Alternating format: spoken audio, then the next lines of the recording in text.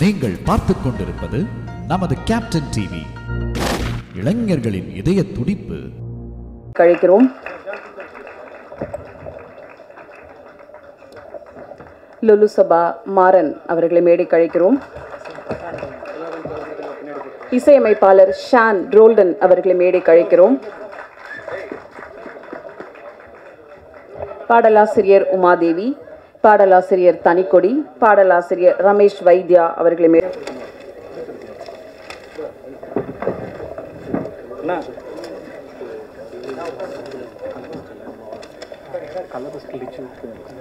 Colourist Liju அவர்களை மேடை கழிக்கிறோம். எல்லாரும் வந்தாச்சா?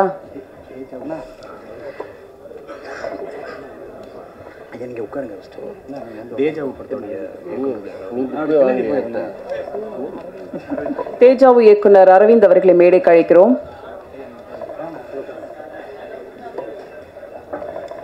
நிகழ்ச்சியின் துவக்கமாக கோடம்பாக்கத்து குட்டிச் சுவர்களை எல்லாம் மதில் சுவராக வேடிக்கை பார்த்த போஸ்டர் நந்தகுமார் அவர்களின் மகன் நோக்கும் திசையெல்லாம் பார்க்கும் பார்வையெல்லாம் சினிமாவை நோக்கிய பயணம் பட தயாரிப்பாளர் நடிகர் பலூன் பிக்சர்ஸ் அருண் பாலாஜி அவர்களை வரவேற்புரை வழங்க அன்புடன் அழைக்கிறோம்.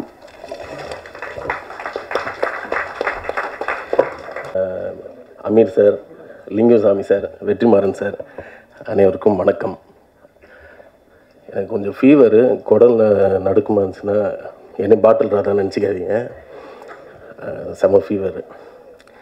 ரஞ்சித் சாருக்கு பெரிய நன்றி சொன்னோம். இந்த படத்தோட ஆரம்பத்துலேருந்து அவ்வளோ உறுதுணையாக பக்கபலமாக ஸ்கிரிப்டிலேருந்து இன்றைக்கி வரைக்கும் அவ்வளோ ஒர்க் பண்ணியிருக்காரு எங்களுக்காக. பலூன் பிக்சர்ஸும் நீலமும் சேர்ந்து படம் பண்ணுறதுல ரொம்ப பெருமையாக இருக்குது. அண்ட் தென் ஒர்க் பண்ண டெக்னீஷியன்ஸ், ஆர்டிஸ்ட் அவ்வளோ டெடிக்கேட்டடாக இந்த படத்தில் வந்து ஒர்க் பண்ணியிருக்காங்க.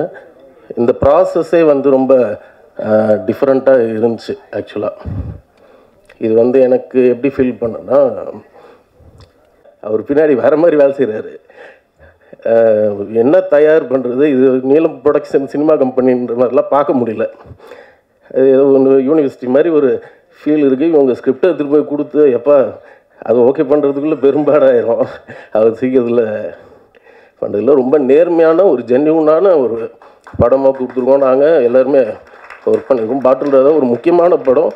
அடுத்து கண்டிப்பாக இந்த படம் நின்று பேசுவோம்னு சொல்லி நல்ல படம் பண்ணியிருக்கோம். பிரசன்ட் மீடியா நீங்கள் வந்து இல்லை வாங்காத பேரும் இல்லை. தன் படத்தையும் பாடல்களையும் எப்போதும் வெற்றியாக்கும் இசையமைப்பாளர் ஷான் ரோல்டன் அவர்களை பேச அழைக்கிறோம். அனைவருக்கும் என் மரியாதைக்குரிய வணக்கங்கள். இது வந்து ஒரு ரொம்ப முக்கியமான மேடை. நான் மதிக்கிற, ரொம்ப ரெஸ்பெக்ட் பண்ணுற பல கிரியேட்டர்ஸ் ஒரே மேடையில் உட்காந்துருக்காங்க. அவங்க எல்லாருக்கும் என்னுடைய வணக்கம். இந்த படத்தை முதல்ல தயாரித்த அருண் சார், அவரை தான் முதல்ல மீட் பண்ணேன் நான் இந்த படத்தில். அவரையும் தினகர் சாரையும், அப்புறம் ஆஃப்கோர்ஸ் சகோதரர் ரஞ்சித்.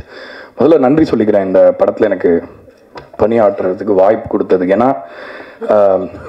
ஆக்சுவலாக முதல்ல இந்த படம் வந்து அவங்க செட்டப் பண்ணியிருந்தது வந்து அவங்க ஒரு ஐடியாவில் இருந்தாங்க. அப்புறம் வந்து நான் ரொம்ப சில விஷயம் நான் வந்து இன்னும் கொஞ்சம் புஷ் பண்ணி பண்ணுறேன் அப்படின்னு சொல்லி சில ரிசோர்ஸஸ் கேட்கும்பொழுது அதுக்கு முகம் சொல்லிக்காமல் இந்த படம் வந்து ரொம்ப நல்லா வரணும் அப்படின்னு சொல்லி அதையெல்லாம் அனுமதித்து என்னுடைய சில முன்ன பின்ன கொஞ்சம் வேலைகள்லாம் கொஞ்சம் தள்ளி போனால் கூட கிரியேட்டிவ் ஃப்ரீடம் கம்ப்ளீட்டாக கொடுத்து இந்த படத்தை வந்து என்னுடைய முழு திருப்திக்கு என்னை பண்ண அனுமதிச்சதுக்கு அவங்களுக்கு நன்றி சொல்லிக்கிறேன். இந்த மேடையில் கைத்தட்டலாம். தினகரன் சிவலிங்கம் இந்த படத்தை இயக்கியிருக்காரு. அஃப்கோர்ஸ் அவர் பேர் எல்லாரையும் பார்த்துவீங்க. இப்போது ரீசெண்டாக அவருடைய இந்த ட்ரெய்லர்லாம் பார்க்கும்போதே தெரிஞ்சிருக்கும் இந்த அவரோட படைப்பில் என்ன ஒரு நேர்த்தி இருக்கும்னு. முதல்ல வந்து நான் இங்கே ஆக்சுவலாக ஒரு மியூசிக் டைரக்டராக வரதை விட அவரோட ரசிகனாக தான் இங்கே வந்திருக்கேன்னு சொன்னோம். ஏன்னா முதல்ல அவரை மீட் பண்ணும்போது அவர் பேசுறதுக்கே என்னடா காசு கேட்குறாருன்ற மாதிரி இருந்தது. ஏன்னா ரியாக்ஷனே வராது. நம்ம ஏதாவது அனுப்புவோம், ஐடியா அனுப்புவோம், நல்லா இருக்கு அப்படின்னு சொல்லிட்டு விட்டுருவாரு. பட் வந்து அவரோட பயணிக்கும் போது பேசும்போது கொஞ்சம் ஆழமாக அவரை வந்து அவர் யார், எந்த மாதிரி மனிதர்னு பார்க்கும்பொழுது ரொம்ப ஒரு மிகச்சிறந்த மனிதராக இருந்தார். ஆக்சுவலாக அந்த மாதிரி மனுஷனால தான் படம் பண்ண முடியும். ஏன்னா வந்து இப்போ பொதுவாக இப்போ நம்ம கஷ்டப்படுற மனிதர்களை வச்சு நம்ம கலைக்குள்ளே அவங்கள கொண்டு வந்துடுறோம், ஃபிட் பண்ணிடுறோம். அதை நம்ம சக்ஸஸ்ஃபுல்லாக பண்ணிட்டோம். ஆனால் வந்து அவங்க வாழ்க்கையில் இருக்கிற அதில் ஹோப் இருக்கா, அவங்க வாழ்க்கைக்கு அந்த ஒரு, ஏன்னா இப்போ குடி மாதிரி ஒரு விஷயத்துக்குள்ளே எல்லாரும் விழுந்துடுறாங்க. என்னோட ஃப்ரெண்ட்ஸே சில பேர் வந்து ஐ லாஸ்ட் தெம் டு இட், அந்த பழக்கத்துக்கு. இப்போ அந்த ஒரு குழியில் விழுந்தா அந்த டனலுக்கு ஏதாவது ஒரு எண்ட் இருக்குமா, அதுலேருந்து திரும்ப முடியுமா, அதில் ஹோப் இருக்கான்ற கேள்வியை தான் வந்து இந்த படம் ஆக்சுவலாக முக்கியமாக ஆன்சர் பண்ணுறதை நான் பார்க்குறேன். ஆக்சுவலாக வந்து வாழ்க்கையில் நம்மளுக்கு நம்ம என்ன சொல்கிறது, நம்ம we are thrown into the world சொல்லுவாங்கல்ல, அந்த மாதிரி நம்ம சூஸ் பண்ணுறதில்ல, எங்கேயோ வந்து பிறந்துடுறோம், எப்படியோ இருக்கும், என்னென்னமோ நடந்து நம்ம வாழ்க்கையில் எங்கே எண்ட போகிறோம்னு நம்மளால் சொல்ல முடியறதில்ல. அந்த மாதிரி ரொம்ப அன்ஃபார்ச்சுனேட்டான சில மனிதர்கள் வந்து வல்னரபுளாக இருக்கிற நேரத்தில், எஸ்பெஷலி அவங்க வீக்காக இருக்கிற மொமெண்ட்டில் இந்த மாதிரி விஷயத்துக்குள்ளே போய் விழும்பொழுது அவங்கள ஒரு மாதிரி ஹோப்லெஸ்ஸாக தான் நம்ம பார்க்குறோம்னு நினைக்கிறேன். ஏன்னா வந்து நம்ம மீம்ஸ்லாம் நம்ம பார்த்து சிரிக்கிறோம், குடிச்சிட்டு ரோட்டில் கலாட்டா பண்ணுறவங்களாம் பார்த்து நம்ம நிறைய என்டர்டெயின்மெண்ட், நம்ம ப்ளஷர் ட்ரா பண்ணுறோம் ஆக்சுவலாக அதுலேருந்து.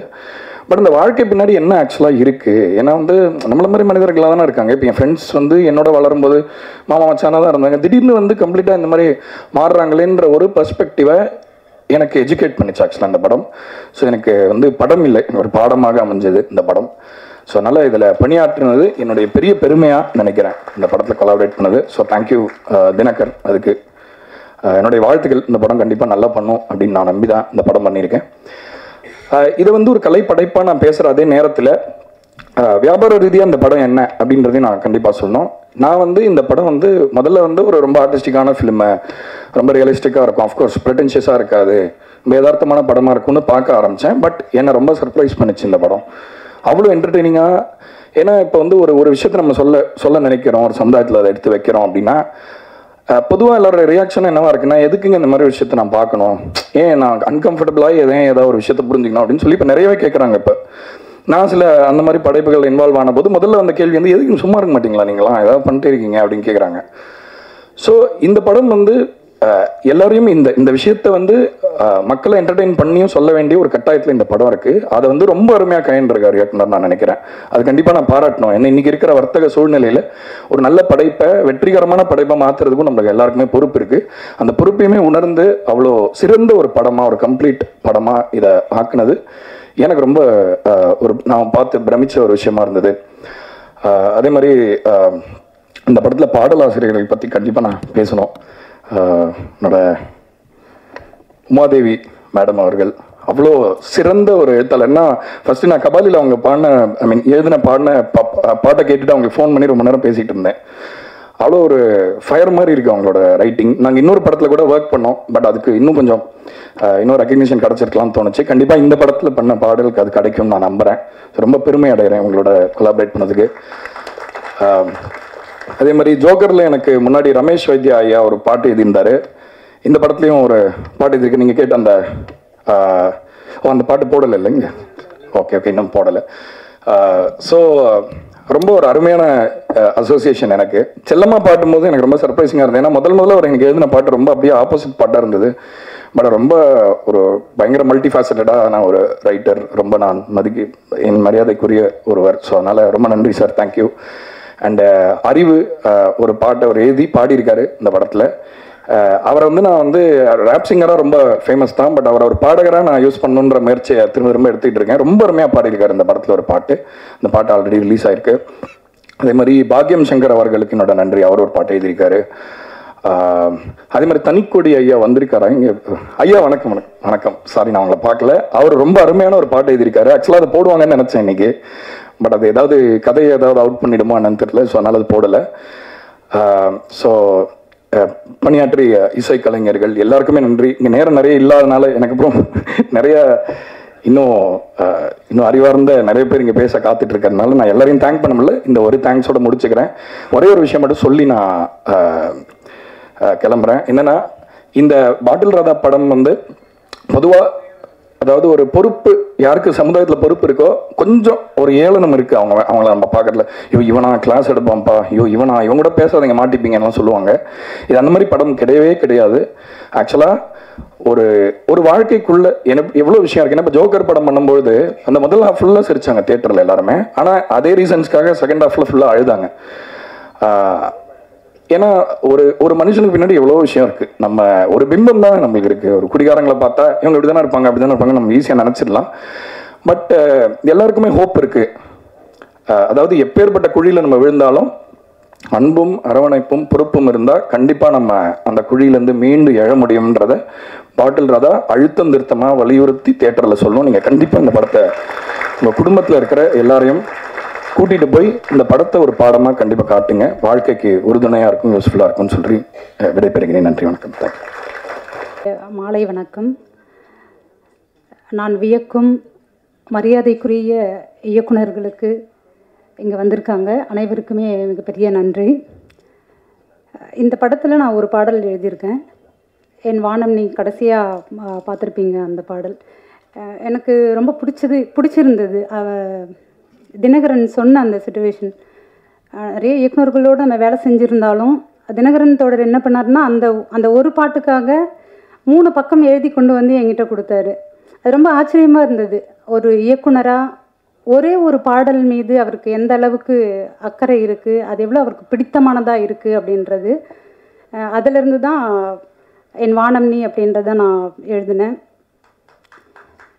இந்த ட்ரெய்லர்லேயே சங்க இலக்கியத்துலேயும் அப்படின்னு சொல்லுவோம், சங்க இலக்கியத்துலேயும் கல்லுண்ணுதல் இருக்குதான் அப்படின்னு சொல்லும்போது எனக்கு அதியமான் இறந்த பிறகு ஔவையார் ஒரு கையறு நிலை பாடல் எழுதியிருப்பாங்க.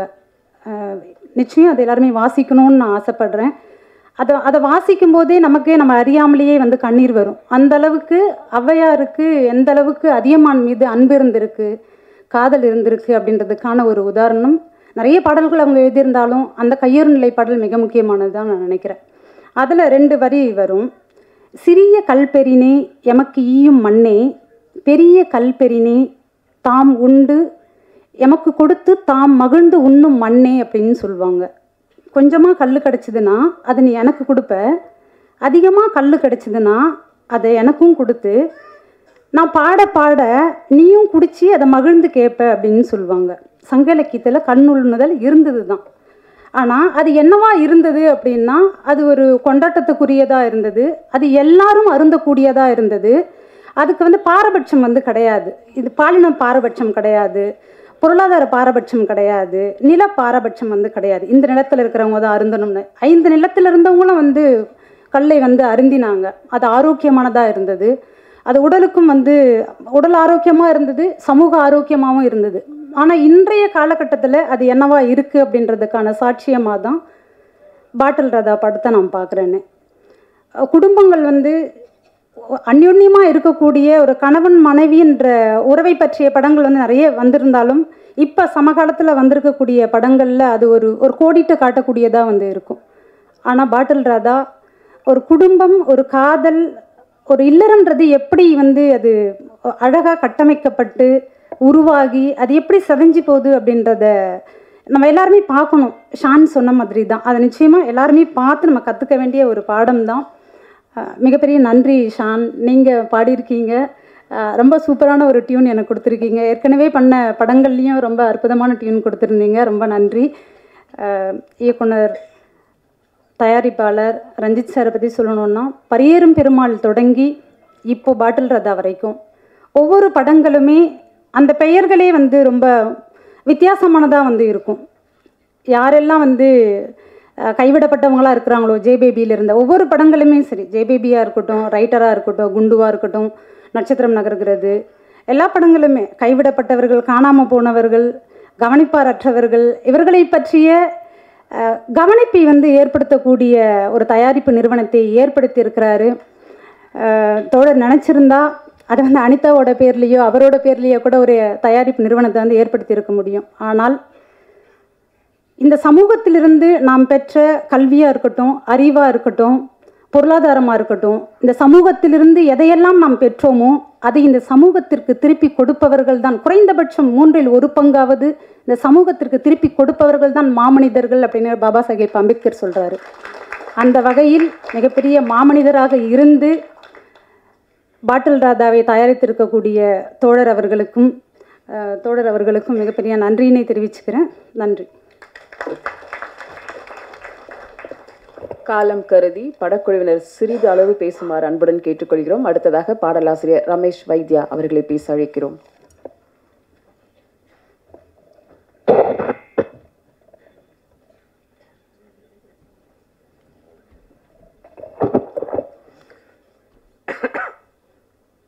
பாடகர்கள் பாடுவதற்கு முன்னால் ஒரு சுருதி கூட்டிக்கிறது மாதிரி ஒரு இருமலை போட்டோம்னா சரியாக வருவோங்கிறது. அனைவருக்கும் வணக்கம் அப்படின்னு சொல்கிறதுக்குள்ளேயே பயங்கர குதுகுதுப்பு. அதுக்கடுத்து இயக்குனருக்கு நன்றி சொல்ல வேண்டிய இது இருக்குது, இசையமைப்பாளருக்கு நன்றி பாராட்ட வேண்டியது இருக்குது. அதெல்லாம் எப்படி பேச போகிறோம்னா, குதுகுதுப்பு எதுக்கு அப்படின்னா, பழைய ஞாபகம். நமக்கு பிடிச்ச ஃபேவரட் ஹீரோக்களினுடைய படம் ரிலீஸ் ஆகும். இப்போ திட்டம் போடுறதெல்லாம் வேறு, தியேட்டருக்கு இன்னும் 3 நாளில் வரப்போகுது, 2 நாளில் வரப்போகுதுங்கிற மாதிரி காத்திருப்போம். அங்கே வாசலில் போய் கூட்டத்தை காத்திருப்போம். அது ஒரு பழைய ஞாபகம். இதில் தற்செயலாக அண்ணன் குரு சோமசுந்தரம் எனக்கு ஃபேவரட் ஆக்டர் ஒன்று. அப்புறம் பார்த்தா நடுவில் அடுத்த நாமினேஷன் மாதிரி பாரி நம்மளும் முன்னால காலத்தில் டிம்பரப்பப்பான்னு பாடிவிட்டு நைட்டு ஃபுல்லாக பகலில் பப்பரப்பப்பான்னு படுத்து கிடக்கிறதுலேருந்து இது என்னடா இந்த ட்ரெய்லர் பார்த்தோம், 2-3 பாட்டு பார்த்தோம், அப்படியே நடுங்கி போயிடுச்சு. அந்த குதுகுதுப்புங்கிறது வந்து வேறு ஒரு விதமான உணர்வு நிலைக்கு கொண்டு போயிருக்கு. அதில் இருக்கிற ஒவ்வொரு சென்டிமீட்டரையும் மில்லிமீட்டரையும் அந்த அந்த இது வேறு சின்ன மில்லிமீட்டரையும் நம்ம அதில் பார்க்க முடிஞ்சுது. இதெல்லாம் நீங்கள் கேள்வி கூட பட்டிருக்கலாம். இதில் நேரடி அனுபவம் இல்லைன்னா கூட. நான்லாம் குடிக்க மாட்டேன்னு தெரியுமா, அப்பப்போ கட்டிங்கே போடுவேன் அப்படின்னாக்கா கட்டிங் தான் போடுவாப்புல, ஒரு 8 கட்டிங் 10 கட்டிங்கிற மாதிரி போகும். இது கூட எங்கேயாவது நம்ம சொல்லி கேள்விப்பட்டிருப்போம், எங்கேயாவது நம்மளும் பார்த்துருப்போம். ஏன்னா இந்த மாதிரியான விஷயங்கள் இப்போ பரவாயில்ல, எங்கே போனாலும் கிடைக்குதுங்கிறது மாதிரி இருக்குது. அது பார்த்துருக்கலாம். பார்க்க முடியாது. ரொம்ப நுட்பமானது என்னன்னாக்கா, அதில் படத்தில் அது முக்கியத்துவமாகவே இல்லை. இப்போ தான் பார்த்தேன் ட்ரெய்லரில் ஓடும் பொழுது. முதல் நாள் என்னமோ சொல்கிறான், வெட்டி போடுறேன் குத்தி போடுறேங்கிறான். அது என்னென்னு நமக்கு புரியல, படம் பார்க்கும்போது புரியும்.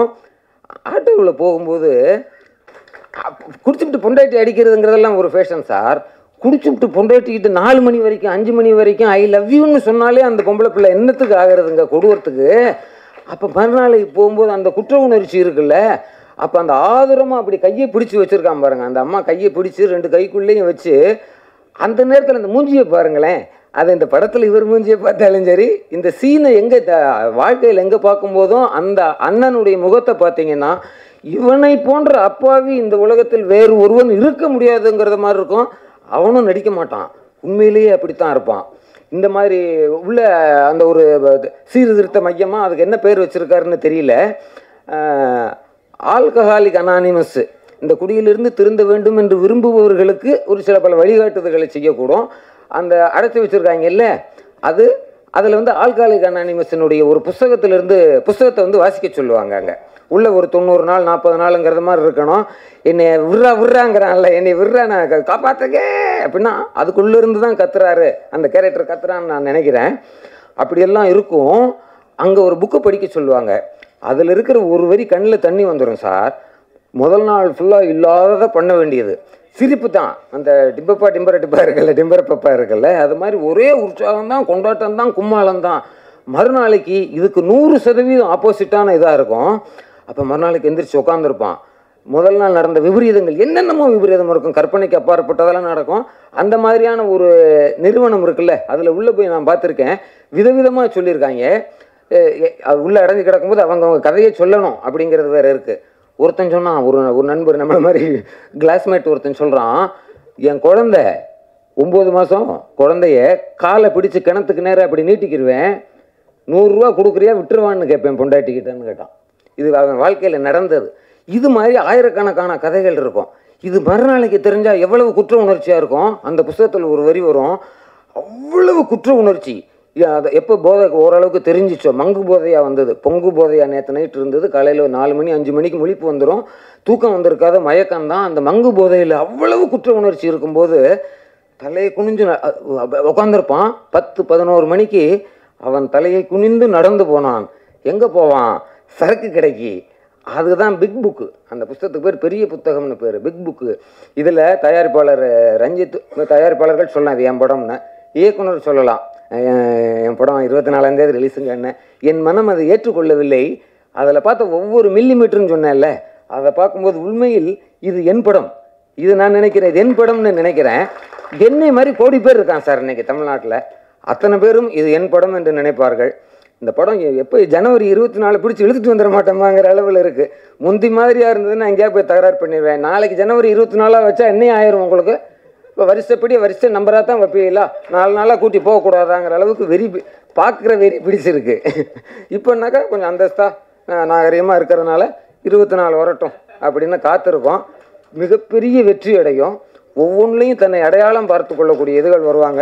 இந்த மாதிரியான நடிகர்களை பற்றியெல்லாம் அவர் நல்லா நடிப்பார், இவர் நல்லா மியூசிக் போடுவார், நல்லாமா நம்ம சொல்லிக்கிட்டு இருக்க முடியும். அது அப்படித்தானே இருக்கும், இயல்பான விஷயம். பட ரிலீஸுக்காக உங்களை போல் நானும் காத்திருக்கேன். மிகுந்த நன்றி. சார், நீங்கள் பேசும்போது உங்களோட பாடி லாங்குவேஜ் சூப்பராக இருந்தது சார். தேங்க்யூ. அடுத்ததா உமாதேவி, ரமேஷ் வைத்யா பாடலை பற்றி பேசியதற்கு பிறகு என்ன பேசுகிறேன்னு தெரியல. இந்தியாவின் தமிழ் சினிமாவின் உலக அடையாளமாக இருக்கிற அரும்பெரும் மேடை இது. அத்தனை இயக்குனர்களும், மிகப்பெரிய இயக்குனர்களும் இந்திய அடையாளமாக உலகத்திற்கு இருக்கக்கூடிய வரும்போது கூட பேசிக்கிறது அதிகம் தோழர். நம்ம கண்ணாடி பிரச்சனையை பேசும்போது மிஸ்கின் சார் வந்துட்டார், அதனால கண்ணாடியை கழட்டிடும். இந்த படத்துக்கு எனக்கு வாய்ப்பை எப்படி வந்ததுங்கிறத மட்டும் நான் சொல்லிட்டு சுருக்கா முடிச்சிடுறேன். பாடல் எல்லாமே முடிஞ்சிருச்சு, படமும் முடிஞ்சிருச்சு. ஒரு பாடல் மட்டும் ஒரு வாரத்தில் வேணும் அப்படின்னு தினகரன் சொல்லி அதியன் தோழர் வந்து நீங்கள் தனிக்கொடி தோழரை ட்ரை பண்ணுங்கள், அவர் செய்வாருன்னு சொன்னாங்க. அதே போல் வந்தார். அப்படி தான் நான் அறிமுகமானேன். அதே மாதிரி ஒரு வாரத்தில் அந்த பாடலை வந்து ரெக்கார்டிங் முடித்தோம். நான் வந்து ஜான் ரோடன். அனைவருக்கும் வணக்கம். நான் வந்து ஒரு 20-30 வருஷத்துக்கு முன்னாடி தமிழ் உலக சினிமா புக்கெல்லாம் வாங்கி நிறைய படிப்பேன். எனக்கு படிக்கிற ஆர்வம்லாம் உண்டு. இந்த இடத்துல குடிக்கிற ஆர்வம் உண்டான்னு கேட்கக்கூடாது, படிக்கிற ஆர்வம் மட்டும்தான் உண்டு. அப்போ வந்து உலக சினிமா கதைகள்லாம் பார்க்கும்போதோ ஆஹா அப்படின்னு சொல்லி நாளை ஒரு 10-15 வருஷம் கழித்து நம்ம தமிழ் சினிமாவே வந்து உலக சினிமாவாக ஆக போகுது, அப்படிப்பட்ட படங்கள்லாம் எடுப்பாங்க அப்படின்னு ஒரு கனவோடு இருந்தேன். அந்த கனவுகளை நிறைவேற்றி இன்றைக்கி புரட்சி படங்களாக கொடுக்குற இயக்குநர்கள்லாம் வந்து அவங்க மத்தியில் நாமளும் வந்திருக்கிறோம் அப்படின்னு நினைக்கும் போது எனக்கு ரொம்ப ரொம்ப சந்தோஷமாக இருக்குது. இந்த சமகாலத்தில் நாமளும் நடிச்சிட்டு இருக்கிறோம் அப்படிங்கிறது. நான் ஜேபிபி ட்ரெய்லர் அப்போ சொன்னேன். நான் இந்த இடத்துக்கு நான் எப்படி வந்தேன் அதே தான். அப்போ என்ன ஆச்சுன்னா வந்து அதுக்கப்புறம் படம் பாருங்கள், ஏன்னா புதுசு, நம்ம வந்து சும்மா ஜாலியாக காமெடி எல்லாரையும் கலாச்சின்னு அப்படி போயிடுவேன். சரி நம்மளும் நடிக்க முடியும் அப்படின்னு சொல்லி தயாரிப்பாளரும் டைரக்டர் சுரேஷ் சாரும் வந்து என்ன நடிக்க வச்சு இன்றைக்கி எங்கே வெளியில் யார் பார்த்தாலும் ஜே பேபி அப்படின்னு ஒரு அடையாளத்தோடு என்னை வந்து பார்க்க வராங்கன்னு ஆச்சரியமாக இருக்குது. சின்ன பசங்க முதற்கொண்டு எனக்கு ஒரு பெரிய அடையாளமாக அந்த இது இருந்தது. எப்படி ஜே பேபி அவங்க வீட்டுக்கு நான் வந்தனோ, கொஞ்சம் பக்கத்து வீடு பாட்டில் விடாத வீட்டுக்கு வந்துடுங்க அப்படின்னு எங்கள் கூட்டின்னு வந்து சென்டரில் விட்டாங்க. ஆனால் ஒரே விஷயம், அன்னையில் அம்பேத்கர் சொல்கிற மாதிரி தான், நான் யாருக்கும் அடிமை இல்லை, எனக்கு அடிமை யாரும் இல்லை, குடிக்கு அடிமை யாரும் இல்லைன்னு சொல்லிட்டு நீலம் ப்ரொடக்ஷனில் இந்த ஒரு விழிப்புணர்வு சமூகத்துக்கான ஒரு படத்தை வந்து நல்ல தரமான படங்களாக வந்து எடுத்துகிட்டு வராங்க. அந்த படங்கள்லாம் நான் இருக்கிறேன் அப்படின்னு நினைக்கும் போதெல்லாம் எனக்கு சந்தோஷமாக இருக்குது. ஏன்னா ஒரு 12 வருஷத்துக்கு முன்னாடி நான் இறைமகன் ஒரு படம் வந்து எடுக்கிறதுக்கு அந்த கேப்பு தான் எனக்கு விழுந்தது. அது வந்து ஒரு குடினால் ஒரு குடும்பம் வீணாக போகிற மாதிரியான ஒரு படம். அதில் வந்து மேடம்லாம் கோச்சிக்கூடாது, நான் ஒரு பாட்டு எழுதியிருந்தேன். சுடுகாட்டில் வந்து அந்த குடிச்சிட்டு ஒரு இது பண்ணுற நண்பர்களுக்காக ஒரு பாட்டு மாதிரி ஒன்று. அதில் வந்து ஒரு செகண்ட் சரணம் வரும். 7 மாடி வீடு கட்டி எல்லா ரூமிலும் ஏசி போட்டுட்டு இங்கே வந்து படுத்து கிடக்கிறான், சாதி மாத பேரை சொல்லி சண்டையிட்டு மாணவர்னா சரிசமமாக இங்கே தூங்குறான், வந்தால் வந்து வாசி, வரலன்னா சுகவாசி, எதுவும் இல்லைன்னா அடிக்கு வாசி, ராவா ஊற்றிக்கின்னா நீயும் ஊற்றிப்ப, மூஞ்சியை போத்திக்கின்னு முழுசாக போயிடுவேன், கொஞ்சம் ஒச்சக்கலிக்க கொலையை செய்வான், எச்சக்கலை கூட சேராதே, அணகோடா முன்னே மகுடி போதாதே, ஜராசிக் பார்க்கில் வாக்கிங் போகாதே அப்படி எழுதியிருப்பேன். ஆனால் வந்து என்ன விஷயம்னா, அப்படி இல்லைனாலும் இப்போ இந்த மாதிரியான படங்கள்லாம் வந்து நடிக்கிறேன் அப்படின்னும் போதோ அதை விட இன்னும் நான் முழுமையான ஒரு வளர்ச்சி பெற்றேன் அப்படின்னு நம்புகிறேன். நிறைய பேர் பேச வேண்டியது இருக்குது. நான் சொன்னேன் முன்னாடி, அவங்களாம் பேசிட்டோம், நான் வேணாம் அப்படின்னேன். அதுக்கப்புறம் 1 நிமிஷம் பேசுனாங்க. சரி, அந்த 1 நிமிஷம் பேசி அதோடு முடிச்சுக்கிறேன். எல்லாருக்கும் நன்றி, வணக்கம். எல்லாருக்கும் வணக்கம். கொஞ்சம் பதட்டமாக இருக்குது, என்ன பேசுகிறதுன்னு தெரியல. ஏன்னா நம்ம யாரை பார்த்து சினிமா கற்றுக்கிட்டோமோ, யாரை பார்த்து இயக்குனர் ஆகணும், நடிகன் ஆகணும்னு நினச்சோமோ, அவங்க எல்லாருமே இங்கே ஒரே இடத்துல இருக்கிறது வந்து ரொம்ப சந்தோஷமாக இருக்குது. இந்த மேடை மட்டும் இல்லை, இதுக்கப்புறம் எத்தனை மேடை ஏறினாலும் அந்த அனைத்து மேடைகளும் வந்து தினகரன் சிவலிங்கம் அவருக்கு நான் நன்றி சொல்கிற மேடையாக தான் இருக்கும். ஏன்னா இந்த இடத்துல நான் நிற்கிறதுக்கும் ஜமா பண்ணுறதுக்கும் முக்கியமான காரணம் வந்து தினகர் சார் தான். லைஃப்பில் என்னடா பண்ண போகிறோம் அப்படின்னும் போதெல்லாம் வந்து நமக்கு ஒரு டார்லிங் ஏஞ்சலாக லைஃப்பில் அவர் எப்பயுமே வந்திருக்காரு. 2013 ஆக்டிங் கிளாஸில் இருக்கும்போது என்னடா பண்ண போகிறோம் அப்படின்னு இப்போ எங்கள் ஊர்லலாம் சொல்லுவாங்க. எங்கள் ஊரில் நடிக்க போகிறோன்னு சொன்னப்போ ஒரு அண்ணன் வந்து சொன்னார், என்னடா நடிக்க போகிறேங்கிற, இந்த கலரில் இருக்க, வெள்ளையாக இருந்தால் தான்டா சினிமாவில் எடுப்பாங்க அப்படின்னு வந்து சொன்னார். ஆனால் தினகர் சார் வந்து நீ கருப்பாக இருக்க, அதனால என் ஷார்ட் ஃபிலிமில் ஒன்று லீடாக நடிக்க வைக்கிறேன் அப்படின்னு சொன்னார். அப்படி வந்து முதல் நம்பிக்கையை வந்து என் லைஃப்பில் வச்சது வந்து தினகர் சாரும், அந்த ஷார்ட் ஃபிலிம் ப்ரொடியூஸ் பண்ணது வந்து ரஞ்சித் சார். இன்றைக்கி வந்து அதே ரஞ்சித் சாரோட ப்ரொடக்ஷனில் தினகர் சாரோட டைரக்ஷனில் பாட்டில் ராதா ரொம்ப சந்தோஷமாக இருக்குது. அதில் இருந்தவங்க எல்லாருமே வந்து இன்றைக்கி ரொம்ப அந்த ஷார்ட் ஃபிலிமில் இருந்தவங்க எல்லாருமே வந்து பயங்கர பெரிய ஆளுமையாக அந்த ஸ்டேஜில் உட்காந்துருக்காங்க. தினகர் சார், ஜெயண்ணா, அதே மாதிரி பாட்டில் ராதா படம் வந்து எனக்கு ரொம்ப ரொம்ப முக்கியமான ஒரு ஃபிலிமாக இருந்தது. ரொம்ப ஃபிசிக்கலி ட்ரெயின் ஆகிற மாதிரி கிட்டத்தட்ட ஒரு 16 கிலோ இந்த படத்துக்காக நான் குறைச்சேன். எனக்கு ஸ்க்ரீனில் பார்க்கும்போது எனக்கே என்ன அடையாளம் தெரிய மாட்டேங்குது. அந்தளவுக்கு வந்து ஒரு பெரிய டிரான்ஸ்ஃபர்மேஷனாக இருந்தது. அது ஏன் வந்து முக்கியமாக அந்த வெயிட் குறைக்கிறதுக்கு வந்து ஒரு டேரக்டரும் சொல்லிட்டு விட்டுருவாங்க, நீ வெயிட் குறைக்கணும் இது பண்ணணுன்னு. என்னை கான்ஸ்டண்ட்டாக வந்து மானிட்டர் பண்ணி ஒழுங்காக டயட் இருக்கானா இது பண்ணுறானா அப்படின்னு அதுக்கெல்லாம் பெரிய ஹெல்ப்ஃபுல்லாக இருந்த கோ டைரக்டர் கோபி அண்ணாக்கு வந்து தேங்க்யூ சொல்லிக்கிறேன். ரொம்ப சந்தோஷமாக நிறைய ப்ரிப்பேர் பண்ணணுன்னு கிட்டத்தட்ட பேசணுன்ட்டு ஒரு வாரமாக ப்ரிப்பேர் பண்ணிட்டு வந்தேன். ஆனால் இந்த இடத்துக்கு வந்தோடனே எதுவுமே பேசவே முடியல. இந்த வாய்ப்பளித்த தினகர் சாருக்கும் என்னோட கூட சக நடிகர்கள் குரு சோமசுந்தரம் சார், சஞ்சனா, அவங்களெல்லாம் வந்து அவங்க கூட நடித்தது வந்து ரொம்ப பெருமையாக சந்தோஷமாக நினைக்கிறேன். இங்கே நிறைய இயக்குநர்கள் இங்கே இந்த ஸ்டேஜில் இருக்காங்க. இதே மாதிரி ஒரு வெற்றிமாறன் சார் படத்தில் வந்து அவர் மேடையில் நடிகனா ஒரு நாள் பேசிட்டேன்னா, ரஞ்சித் சாரோட படத்தில் நடிகனா பேசிட்டேன்னா அன்றைக்கி பிறவி பயன் அடைஞ்சிரும்னு நினைக்கிறேன். இந்த மேடையை ஒரு வாய்ப்பாக பயன்படுத்திக்கிறேன். இந்த ஜமா படத்தை வந்து மக்கள்கிட்ட கொண்டு போய் சேர்த்த ப்ரெஸ் அண்ட் மீடியாவுக்கு வந்து ரொம்ப நன்றி. அதே மாதிரி இந்த பாட்டில் ராதா படத்தையும் எவ்வளோக்கு எவ்வளோ மக்கள்கிட்ட கொண்டு போய் சேர்க்க முடியுமோ கொண்டு போய் சேர்க்கணும். ஏன்னா வந்து இது ஒரு ஹானஸ்டான அட்டம்ப்ட். ஏன்னா இந்த படம் பார்த்துட்டு நான் வந்து அவ்வளோ அழுதேன். எனக்கு அது கிட்டத்தட்ட நைட்டு 10 மணிக்கு படம் முடிச்சுன்னா நைட்டு 1:30 மணி வரைக்கும் அழுதுட்டு இருந்தேன். ஏன்னா பர்சனலாக வந்து அப்படி ஒரு கனெக்ட் இருந்தது. குடினால் அஃபெக்ட் ஆன ஒரு குடும்பத்துக்கும் வந்து இது ரொம்ப முக்கியமான ஒரு ஃபிலிமாக வந்து இது இருக்கும். இதை கண்டிப்பாக மக்கள்கிட்ட போய் கொண்டு போய் சேருங்க. எவ்வளோ படங்கள் வந்தாலும் பாட்டில் ராதா ஒரு முக்கியமான ஃபிலிமாக இருக்கும். எத்தனை இயக்குநர்கள் வந்தாலும் தினகர் வந்து ஒரு முக்கியமான டைரக்டராக இருப்பாருன்னு சொல்லி எல்லாருக்கும் நன்றி கேட்டுக்கிறேன். தேங்க்யூ. நன்றி சார். பாட்டில் ராதா, அஞ்சலம் என அலசி எடுக்கும் கதாபாத்திரங்கள். பாட்டில் ராதா நடிக்காமல் நடித்த நிஜ கதாபாத்திரம் சஞ்சனா நடராஜன் அவர்களை பேச அழைக்கிறோம்.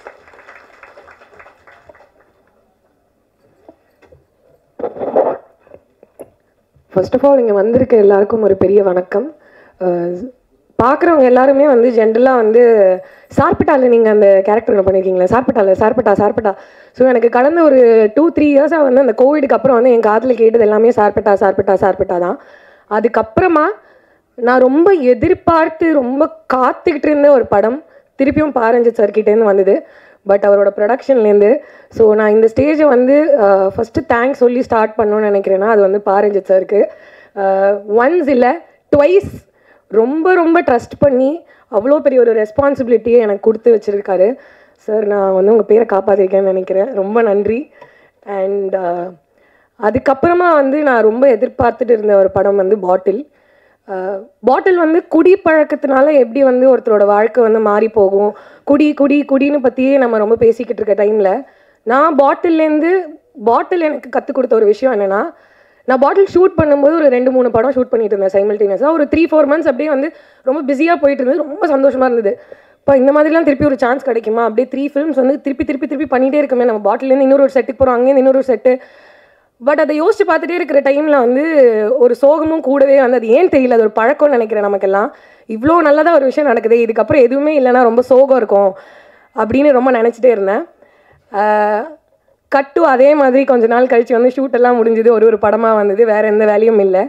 பட் அதுக்கப்புறம் திருப்பியும் பாட்டில் என்னோடய லைஃப்பில் வந்தது. படம் முடித்து எல்லோரும் ஒவ்வொருத்தராக வந்து படம் பார்த்துட்டு, நான் பர்சனலாக இன்னும் படம் பார்க்கல. ஸோ படம் எப்படி வந்திருக்கு என்ன எதுவுமே எனக்கு தெரியாது. பட் நான் அந்த எக்ஸ்பீரியன்ஸ்லேருந்து நான் எதிர்பார்த்துட்டு இருந்த விஷயம் எல்லாம் படம் ரிலீஸ் ஆகிறதுக்கும் ஒரு 10 நாள் 15 நாளைக்குள்ளேயே வந்து எனக்கு அவ்வளோ ஃபோன் கால்ஸ் வந்திருக்கு, அவ்வளோ பேர்கிட்ட இந்த அப்ரிசியேஷன். பட் அதுக்கெல்லாம் எப்படி ரியாக்ட் பண்ணுறதுன்னு கூட நான் இன்னும் கற்றுக்கல. அதுக்குள்ளேயே வந்து இங்கே ப்ரெஸ் மீட் வர ஆரம்பிச்சிருச்சு. 24th வரப்போகுது, படம் ரிலீஸ் ஆக போகுது. ஸோ இதுக்கெல்லாம் நான் ஒரே ஒருத்தருக்கு தேங்க்ஸ் சொல்லணும்னா எங்களோட டைரக்டர்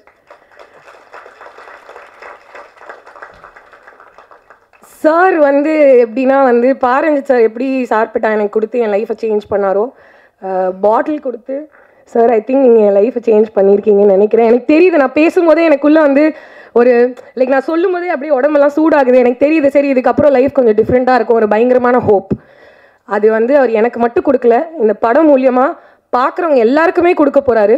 குடிப்பழக்கத்தினால மட்டும் பாதிக்கப்பட்ட குடும்பங்களோ இல்லாட்டி பாதிக்கப்பட்டவர்களுக்கும் அந்த ஹோப் இல்லாமல் ஏதோ ஒரு விஷயத்தில் நமக்கு எங்கேயோ ஏதோ ஒரு கஷ்டம், ஏதோ ஒன்று சரியாக போகல, பல விஷயங்களில் நம்ம மாட்டிட்டு சிக்கிட்டு இருக்க ஒரு டைமில் பாட்டிலுங்கிற ஒரு படம் எல்லாருக்குமே ஒரு பெரிய ஹோப் கொடுக்குங்கிற நம்பிக்கை எங்கள் எல்லாருக்குமே இருக்குது. அதுக்கு ஒரு பர்சனலான எக்ஸ்பீரியன்ஸாக நான் இந்த சொன்ன ஒரு விஷயத்தை எடுத்துக்கோங்க. ஸோ January 24th தியேட்டரில் போய் படம் பாருங்கள். அதுக்கப்புறம் என் கூட நடித்தவங்க ஷான் ரால்டன் அண்ட் இவ்வளோ பெரிய பெரிய டைரக்டர்ஸ், நான் அவங்களோட படம்லாம் பார்த்து டிவியில் பார்த்து தியேட்டரில் போய் பார்த்துட்டு அவ்வளோ சந்தோஷமாக பார்த்துட்டு இருந்த ஒரு டைமில் இப்போது எங்களோட படத்துக்காக இப்படி வந்து உட்காந்து சப்போர்ட் கொடுக்குறாங்கங்கிறத நினைக்கும் போது ரொம்ப பெருமையாக இருக்குது. அண்ட் ஐ திங்க் நான் அதை சொல்லணும்னு ஆசைப்பட்றேன். பரவாயில்ல, I want to take this moment all in. நம்ம வந்து கஷ்டப்படும் போது எவ்வளோ வந்து அந்த டைம் எடுத்து கஷ்டப்பட்டு அதிலேயே சோகப்படுறோமோ அதே மாதிரி சந்தோஷமாக இருக்கும்போது நம்ம எல்லாரும் ஃபுல்ஃபில்லிங்காக சந்தோஷமாக இருக்கணும்னு நினைக்கிறேன். ஸோ ரொம்ப சந்தோஷமாக இருக்குது. ரொம்ப ரொம்ப ரொம்ப தேங்க்ஸ் சார். உங்கள் எல்லாருக்குமே நான் வந்து ஒவ்வொருத்தராக சொன்னேன்னா ஐ திங்க் மேம் டென்ஷன் ஆகிடுவாங்கன்னு நினைக்கிறேன்.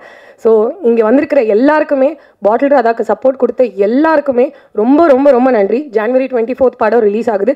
தியேட்டரில் போய் பாருங்கள், குடும்பத்தோடு போய் பாருங்கள். உங்கள் குழந்தைங்க, ஒய்ஃப், சிஸ்டர் யாராக இருந்தாலும் கூட்டிகிட்டு போங்க. பார்த்துட்டு படம் எப்படி இருக்குன்னு எங்களுக்கு சொல்லுங்கள். நன்றி, தேங்க்யூ.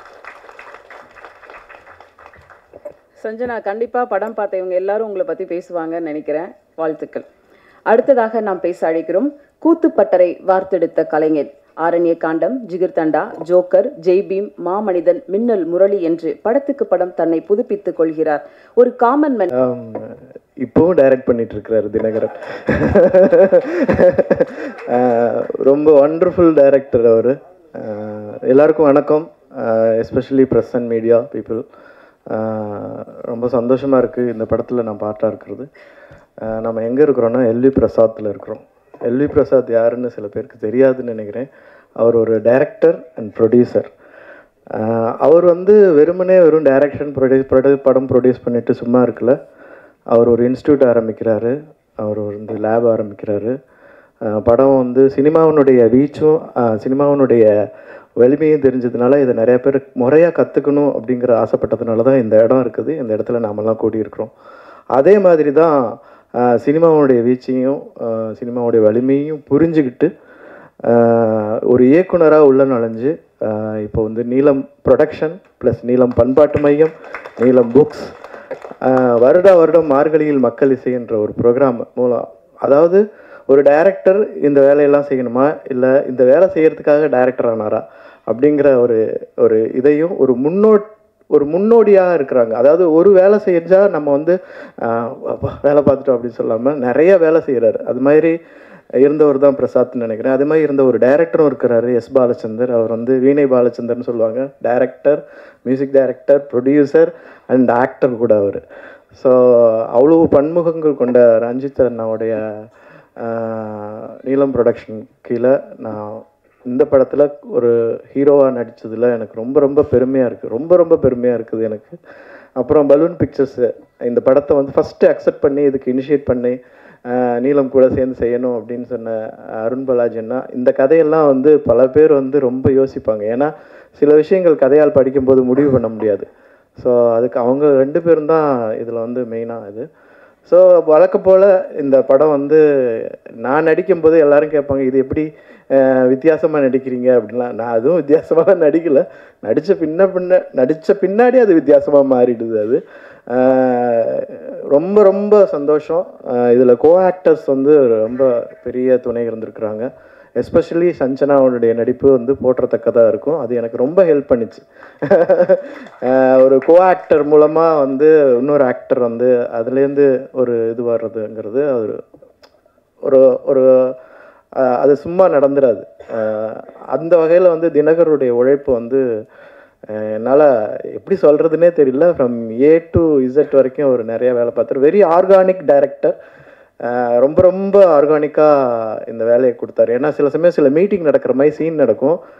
நாம் நினைப்போம் நிஜமாலுமே மீட்டிங் நடக்குது போல இருக்காங்க, நம்ம இன்னும் இங்கே உட்காந்துருக்கோம், நம்ம மீட்டிங் போகணும் அப்படிங்கிற ஒரு எண்ணத்தை உண்டாக்கிடுவார். அந்த ஒரு ஆர்கானிக் அந்த ஃப்ளேவரே வந்துடும். நம்ம ஒரு டி அடிக்ஷன் சென்டரில் இருக்கிறோன்னா நிஜமாலுமே பல பேர் அந்த ஒரு 10-15 நாள் அங்கே ஒர்க் பண்ண பின்னாடி ஃபஸ்ட்டு நாளை விட ஒரு 15 நாளுக்கு அப்புறம் எல்லாரும் தெளிச்சி ஆகிட்டோம். ஃபேஸ் எல்லாம் தெளிவாக இருக்குது. ஏன்னா ஒரு இடத்துலையே இருக்கிறோம், நல்ல சாப்பாடு கிடைக்குது. ஸோ அந்த மாதிரி ஒரு அதாவது சொல்லுவாங்க, ஆக்டர் நடிக்கிறதுக்கான எக்காலஜியை நீங்கள் க்ரியேட் பண்ணி கொடுத்துட்டிங்கன்னா எல்லாருமே நடிக்க முடியும் அப்படிங்கிற அந்த வகையில் வந்து ரொம்ப அழகாக அந்த எக்காலஜியை வந்து தினகரன் உருவாக்கி கொடுத்தாரு. அந்த சூழ்நிலையை உருவாக்கி கொடுத்தாரு.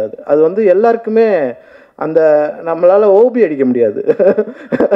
என்ன அவருக்கு தானே க்ளோஸ் போகுது, நம்ம இப்படி ஓரமாக உக்காந்துக்கலாமே, இல்லை அவங்க அங்கே போய் உக்காந்தா தான் நமக்கு இது வருது அப்படிங்கிற அந்த அளவுக்கு ஒரு எக்காலஜி கிரியேட் பண்ணார். எனக்கு ரொம்ப பிடிச்சிருந்தது. இந்த படம் வந்து எல்லாரும் பார்க்கணுன்னு ஆசைப்பட்றேன். எல்லாரும் பார்க்கணுங்கிறதுக்காக சில வேலைகளும் செஞ்சுருக்கிறேன். அது வந்து சக்ஸஸ் ஆகிருக்கிறது வந்து படம் பார்த்தவங்க சொன்னதுலேருந்து அது சக்ஸஸ் ஆகிருக்குன்னு நினைக்கிறேன். ஏன்னா நான் வந்து ஒரு படிப்படியாக வளர்றேங்கிறத நம்புகிறேன். ஏன்னா வெறும் ஆக்டிங் வெறும் எமோஷன்லேருந்து வர ஆரம்பிச்சுது, ஒரு ஆசையிலேருந்து வர ஆரம்பிச்சுது. ஏன்னா சத்தியமாக நான் சொல்கிறேன், நான் நடிகன் ஆகணும்னு கனவுல கூட நினச்சது கிடையாது.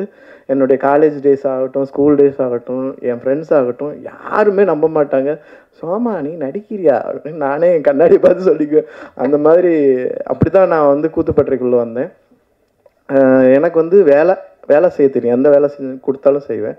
இப்போ வந்து நான் வந்து இந்த படம் மூலமாக ஒரு 2-3 பேருக்கு ரொம்ப நன்றி சொல்லிக்கிறேன். ஒன்று வந்து இந்த படம் எழுதினதுக்காக தினகரன் அண்ணனுக்கு, ப்ரொடியூஸ் பண்ணதுக்காக நீலம் மற்றும் பலூன் பிக்சர் அவங்களுக்கு. அப்புறம் வந்து என்னுடைய மேக்கப் மேன் அவர் வந்து அப்போ இருந்தார். அவர் பேர் லிபின். நான் வந்து அது டயத்துக்கு இருக்குது. அந்த படம் பண்ண ரஞ்சித் சாருக்கு இருக்குது. கண்டிப்பாக இந்த படம் இந்த காலகட்டத்தின் குரல்னு ஒரு சில படங்கள் இருக்கும். இந்த நேரத்துக்கு இந்த காலகட்டத்துக்கு உண்மையிலே தேவையான ஒரு படம். நானும் செல்வமணி சார் தான் பார்த்துட்டு வந்தோம். படம் பார்த்துட்டு இந்த படத்துலேருந்து வெளியில் வர்றதுக்கு ரொம்ப நேரமாச்சு. நம்மளும் கொஞ்சமாவது இதுலேருந்து கொஞ்சம் கிராஸ் ஆகி வந்திருப்போம். எனக்கும் இந்த வாழ்க்கையில் கொஞ்சம் அனுபவம் இருக்குது. சினிமாவுக்கு வந்த புதுசில் நம்மளை கேட்குறதுக்கு ஆள் இல்லைங்கிறப்போ நம்ம இஷ்டத்துக்கு நம்ம என்ன மாதிரி சுதந்திரமாக இருப்போமோ அப்படி தான் இருந்திருப்போம். நிறைய பேருக்கு அதை கடந்து வராதவங்க நம்ம லைஃப்பில் கொஞ்சம் பேர் கண்டிப்பாக நம்ம இந்த ஃபீல்டில் வந்து அதை கடக்காதவங்க இருக்க மாட்டாங்க. என்னுடைய நண்பர்கள் சில பேர் வந்து கடக்க முடியாமல் நல்லதொரு வீடு செய்து அதை நடங்கிற பொழுதில் விழுந்து இருந்த மாதிரி ரொம்ப பேர் போய் சேர்ந்துட்டான். மிகப்பெரிய பேரறிவோடெல்லாம் ஒரு சிலர் இருப்பான். இவனுக்கு இருக்கிற அறிவெல்லாம் நம்மளுக்கு இருக்கா? நம்மளாம் தெரியாமல் சினிமாவுக்கு வந்துட்டோம், உலக சினிமாலாம் பேசுகிறாங்கன்னு சொல்லி நான் பார்த்து பிரமித்த பல பேர் வந்து சேரவே இல்லை. எனக்கு வந்து பெரிய ஒரு பார்த்து வந்து இவங்ககிட்டலாம் இவ்வளவு இருக்கேப்பா, பைசைக்கிள் தீவ்ஸ்லேருந்து ஆரம்பித்து அக்ரோகோசால் வந்து இப்படி பேசுகிறாங்களே அப்படி இருக்கும். எங்கேயோ நான் கும்பகோணம் போகிறப்போ எங்கேயோ ஒரு கடையில் அந்த மாதிரி நபர்களை ஒன்றுமே இல்லாமல் பார்க்கும்போது எனக்கு வந்து அவ்வளோ பெரிய சோகமாக இருக்கும். இந்த படத்துடைய ஒவ்வொரு முறையும் ஒரு காதில் கதையை எங்கேயும் சொல்லிடாங்கன்னு சொல்கிறாரோன்னு நினைக்கிறேன். டைரக்டரு என்ன சொன்னான்னு தெரியல. இருந்தாலுமே எனக்கு படம் பார்க்கும்போது பதட்டமாக இருந்துச்சு. எனக்கு வந்து என்னென்னா ஒரு சில முக்கியமான 3 இடம் இந்த படத்தில் வந்து அப்படி பதட்டமான ஒரு முக்கியமான இடங்கள் இருக்குது. எண்டு மட்டும் எப்படியாவது இவன் மீண்டு வந்துடக்கூடாதாங்கிற ஒரு பெரும் ஏக்கம் எனக்கு இருந்துகிட்டே இருந்துச்சு. திரும்பி போய் இதுக்குள்ளே விழுந்துடக்கூடாது, எப்படியாவது மீண்டுடணும், அந்த வெளிச்சம் அந்த சின்ன ஒரு அப்படி வெளிச்சம் மேலே பற்றக்கூடாதான்னு ஒரு பெரிய ஏக்கம் இருந்துச்சு. இது வந்து இந்த அரசாங்கத்துக்கு போடுற இந்த படம் ஒரு மனு மாதிரி பார்க்குறேன் நான். அப்படி ஒரு படம் எல்லாருமே அமைஞ்சு வந்ததுன்னு ஒரு சில படங்களை சொல்லுவாங்கள்ல. கேமராமேன்லேருந்து ஆரம்பித்து மியூசிக் டைரக்டரு, ஆர்டிஸ்ட்டு, குரு சோமசுந்தரம், அந்த ஹீரோயின் எல்லாருமே அவ்வளோ பர்ஃபெக்டாக அந்த படத்தில் பண்ணியிருக்காங்க. இந்த படத்தை எடுக்க இந்த காலகட்டத்தில் எடுக்கிறதுக்கு துணிஞ்ச ரஞ்சித்துக்கு, அப்புறம் பலூன் பிக்சர்ஸ் போஸ்டர்ஸ் வந்து எல்லாத்துலேயும் ஒட்டி இருந்துச்சு. என்னடா இவ்வளோ நெருக்கி இவ்வளோ அழகாக ஒட்டியிருக்காங்களேன்னு பார்த்தேன். கண்ணை ஒரு தடவை மணி சார் தான் சொன்னாராம், காலையில் விடிஞ்சா எல்லாத்துலேயும் மஞ்சளாக தெரியும்னு சொல்லி அலைபாயதைக்காக ஒரு போஸ்ட் ஓட்ட சொன்னார். அது மாதிரி எங்கே பார்த்தாலும் கையில் தொங்கிட்டு இருக்கிறது தான் இருக்குது சிட்டி மொத்தமும். காரணம் என்னன்னு பார்த்தா அப்புறம் தான் தெரிஞ்சது அண்ணன் இருக்கார் அதுலன்னு. வாழ்த்துக்கள், மொத்தமாக இந்த டீம் மொத்தத்துக்கு வாழ்த்துக்கள். இது பிரச்சாரமான ஒரு படம்லாம் கிடையாது. உள்ள அவ்வளோ டென்ஷனான அழகான மிக சரியான விஷயங்களோட ஒரு ஸ்க்ரீன் பிளேயோட மிக அற்புதமான படமாக இந்த வந்திருக்கு. இந்த படத்துக்கு என்னுடைய வாழ்த்துக்கள். நன்றி. அமீர் அவர்களை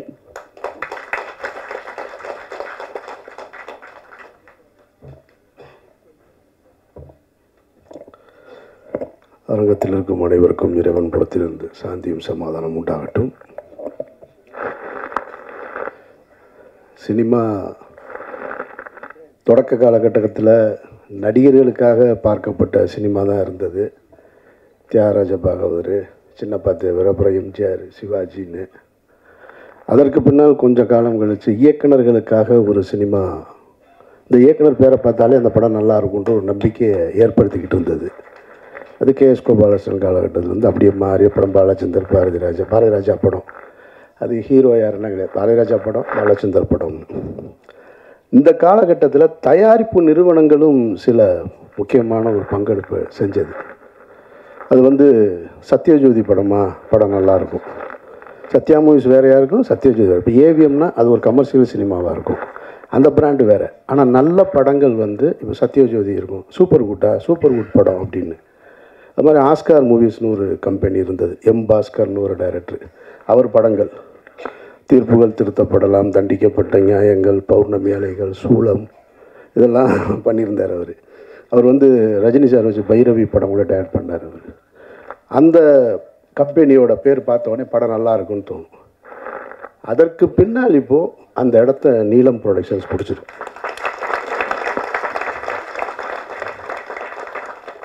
முதல்ல வந்து நீலம் ப்ரொடக்ஷன்ஸ்னு பேர் வைக்கும் பொழுது சரி எல்லாரும் அவங்கவுங்க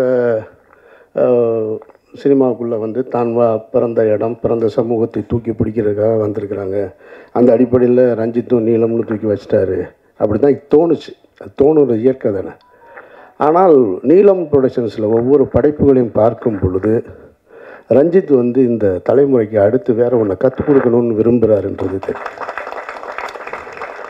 அவர் நினச்சிருந்தா வெறும் பெயரை ரஞ்சித் ப்ரொடக்ஷன்ஸ் கூட வச்சுருக்கலாம். ஆனால் நீலம்னு வச்சுட்டு அதில் இருக்கிற படைப்புகளை வரிசையாக பார்க்கும் பொழுது நீலம் ப்ரொடக்ஷன்ஸில் வர்ற எந்த படமும் சோட போகாத படமாக இருக்குது, ஒரு மரியாதைக்குரிய படமாக இருக்குது. அந்த வகையில் தான் இந்த பாட்டில் ராதா அமைஞ்சிருக்கிறத நான் பார்க்குறேன். ரஞ்சித்துக்கு என்னுடைய வாழ்த்துக்கள். இதே நீலம் ப்ரொடக்ஷன்ஸ் இந்த நான் சாகிற வரைக்கும் இந்த பெருமையோடு இருக்கணும் அப்படின்றது என்னுடைய ஆசை. ஏன்னா இடையில எல்லாம் செய்வாங்கன்னா இந்த மாதிரி பேனர்ஸ்லாம் வந்து கடைசி காலகட்டத்தில் ஒரு சிக்கல் வரும்போது கண்ட கருமத்தை எடுத்துருவாங்க, கொஞ்சம் மாறிடுவாங்க. அப்படி ஒரு சூழலுக்கு போயிடக்கூடாதுன்னு இந்த குடியை பற்றிய படம் அப்படின்னோடனே நமக்கு முதல்ல எனக்கு நினைவுக்கு வர்றது எம்ஜிஆர் சிஎம்மாக இருக்கும்போது ஒரு படம் எடுத்தார். தேங்காய் சீனிவாசன் அவர்கள் ஹீரோவாக நடித்து நான் குடித்து கொண்டே இருப்பேன் அப்படின்னு ஒரு படம். அது ஒரு பிரச்சார படம் மாதிரி பண்ணியிருந்தாங்க. ஆனால் அந்த படம் வந்து குடியின் தாக்கத்தை சொல்லிச்சா நமக்கு அப்படின்னு கேட்டால் அந்த படம் சொல்லலை. அப்படி ஒன்று அந்த படத்தை பார்த்துட்டு யாரும் திருந்தினானா அப்படின்னு கேட்டால் எனக்கு தெரிஞ்சு திருந்துருக்கு வாய்ப்பு இல்லை. அந்த படமும் அப்படி தான் இருந்துச்சு. அது தேங்காய் சீனிவாசன் போல் ஒரு சீனியர் நகைச்சுவை நடிக்கும்போது அது வந்து சேரலை. அதோட மேக்கிங் அன்றைய காலகட்டத்தில் வச்சு. அதுக்கு பின்னாடி நான் வந்து குடியை பற்றி ரொம்ப சிலாகிச்சு பார்த்த படம் 2016 ஸ்பிரிட்டுன்னு ஒரு மலையாள படம், மோகன்லால் சார் நடித்தது. அந்த படம் பார்த்துட்டு கருப்புள்ளியப்பன் தான் அந்த படம் பார்த்துட்டு ரொம்ப நல்லா இருக்கு நீங்கள் பாருங்கன்னாரு. எனக்கு படம் பார்த்த உடனே அந்த படம் ரொம்ப பிடிச்சி போய் அந்த படத்தோட ரைட்ஸ் வாங்கிட்டேன். நான் போய் அந்த ரைட்ஸை வாங்கிட்டு ரீமேக் படம் பண்ணுற ஐடியாவே கிடையாது லைஃப்பில். எந்த கதையாக இருந்தாலும் நல்லதோ கெட்டதோ குப்பை கதையோ நம்ம கதையிலே எடுத்துருவோன்னு சரி முதல் முறையாக இந்த ஸ்பிரிட்டை வந்து ரீமேக் பண்ணலான்னு சொல்லிட்டு அதை வாங்கி வச்சுக்கிட்டு ஒவ்வொரு ஹீரோவாக அப்ரோச் பண்ணேன். எனக்கு தெரிஞ்ச எந்த ஹீரோ ஒத்துக்கலை. இவ்வளவு மோகன்லால் சாரை விட இவங்க யாரும் பெரிய ஹீரோக்கள் கிடையாது இங்கே இருக்கிறவங்க. அப்படி இருந்துமே அவர் பண்ணினதை இங்கே ஒத்துக்க தயாராக இல்லை. சரி, நான் அதோட அப்படியே வச்சுட்டேன். சரி, அப்புறம் என்றைக்காவது நம்மளே நடிச்சுக்கிறோம் அந்த படத்தை அப்படின்னு முடிவு பண்ணிட்டு, சரி இந்த பிரச்சனைலாம் முடியும் போது அதுக்கப்புறம் ஸ்டார்ட் பண்ணணும்னு அப்படியே காலம் கடந்து போயிட்டே இருந்துச்சு. இதுக்கிடையில் ஒரு 2-3 வருஷத்துக்கு முன்னாடி அதே மலையாளத்தில் வெள்ளம்னு ஒரு படம் வந்தது. ஜெயசூர்யா நடித்தது. ஒரு குடியோட கொடுமையை, ஒரு குடி நோயாளியை பற்றி. சார், நான் அந்த படத்தை ஸ்பிரிட்டு தான் எடுக்கலை, இதை வாங்கி உடனே எடுத்துருவோம். ஏன்னா அதில் வந்து கொஞ்சம் மெஜஸ்டிக் லுக்கு ஸ்பிரிட்டில் மோகன்லால் சார் பண்ணது. இப்போ மோகன்லால் சார் பண்ணினதை நம்ம போய் பண்ண முடியாது. ஒரு பெரிய ஒரு ஸ்டைலாக இருக்கிற ஒரு எஜுகேட்டட் போல் இருக்கிற ஒருத்தந்த இருந்தால் தான் சரியாக இருக்கும். ஒரு பெரிய சிந்தனையாளன் குடி நோயாளியாக எப்படி இருக்கான், அவன் தன்னை குடி நோயாளின்னு ஒத்துக்கிறானா இல்லையான்றது தான் அந்த படத்தோட கதை. இது கரெக்டாக இருந்துச்சு. வெள்ளம் ஜெயசூர்யானோடனே சரி நம்மள மாதிரி தான் தாடி இடி வச்சுருக்காருன்னு அந்த படத்தை வாங்கலான்னு போய் கேட்கும்போது, நான் போய் கேட்கும்போது வெள்ளத்துக்கு ஒரு காம்படிஷன் இருந்துச்சு, வேறு ஒருத்தர் யாரோ வாங்க போகிறாருன்னு. இதெல்லாம் எனக்கு வந்து குடி வந்து ரொம்ப அது தெரிஞ்ச விஷயம். கொஞ்சம் அப்படின்னு தப்பிட்டேன், இல்லைன்னா நானும் ஒரு பாட்டில் ராதா தான், அங்கேருந்து வந்தவன் தான் நான். அதனால் அந்த படத்தை எடுக்க முடியல. அப்புறம் நானும் என்னோடய அசிஸ்டண்ட்டும் உட்காந்து இது ரெண்டுமே இல்லாமல் வேறு ஒன்று புதுசாக பண்ணலான்னு சொல்லிட்டு ஒரு கதை பண்ணணும். அது காரணம் என்னென்னா, என்னோடய ஃபேமிலியில் ஒருத்தர் இருக்கான் இந்த மாதிரி. என்னோடய க்ளோஸ் ஃப்ரெண்டு ஒருத்தர் செந்தில்னு ஒரு நண்பன், இன்ஜினியரிங் காலேஜ் ஸ்டூடெண்ட்டு, ஸ்டேட்லேயே 6th வந்தவன். ஸ்டேட்லேயே 6th. அவன் நாசமாக போனது குடியில் தான், அதுலேருந்து மீளவே இல்லை. இது மாதிரி என்னோட பழகிய பல பேர் வந்து மீள முடியாத குடியின் அடிமையில் நின்று இருக்காங்க. என் காலேஜ் ஃப்ரெண்ட்ஸாக இருக்கட்டும், என்னோடய ஃபேமிலியில் ஒருத்தர் இருக்கான். அப்போ மதுரையில் நரிமேட்டில் ஒரு இதே மாதிரி டிஅடிஷன் சென்டர் இருக்குது. அதை நடத்துகிறவனும் என் ஃப்ரெண்டு தான். அவன் முன்னாள் ட்ரக் அடிக்ட்டு, அவன் தான் நடத்துகிறாங்க. அந்த இடத்துக்கு தெரியும். அங்கே வந்து என்னோட அந்த ரிலேட்டிவை கொண்டு போய் நான் சேர்த்துருக்கேன், அங்கே பார்த்துருக்கேன். அவன் சொல்கிறான் அவன் எப்படி இதை ஸ்டார்ட் பண்ண. எனக்கு முதல்ல தெரியாது. நான் கொண்டு போய் சேர்க்கும்போது அவன் வந்து அமீரோட ரிலேட்டிவ்னு கொண்டு போய் சேர்த்துட்டோம். அவன் சொல்கிறான் என்னை தெரியல அவனுக்கு அப்படின்னா. தெரிலன்னா அவன் சொல்கிறான் ஒன்றா தான் நம்மலாம் குடிச்சிக்கிட்டு இருந்தோன்னு ஆரம்பித்து அவன் இந்த கதையை பூரா சொல்கிறான். என்னடா அண்ணே ரொம்ப மோசமாக போயிட்டேன், அதுக்கப்புறம் தான் இதை ஆரம்பித்தேன். அப்புறம் அதுக்கு இங்கே சைதாப்பேட்டையில் அதே மாதிரி ஒரு டிஅடிஷன் சென்டர், அங்கேயும் நான் போயிருக்கேன் நான்.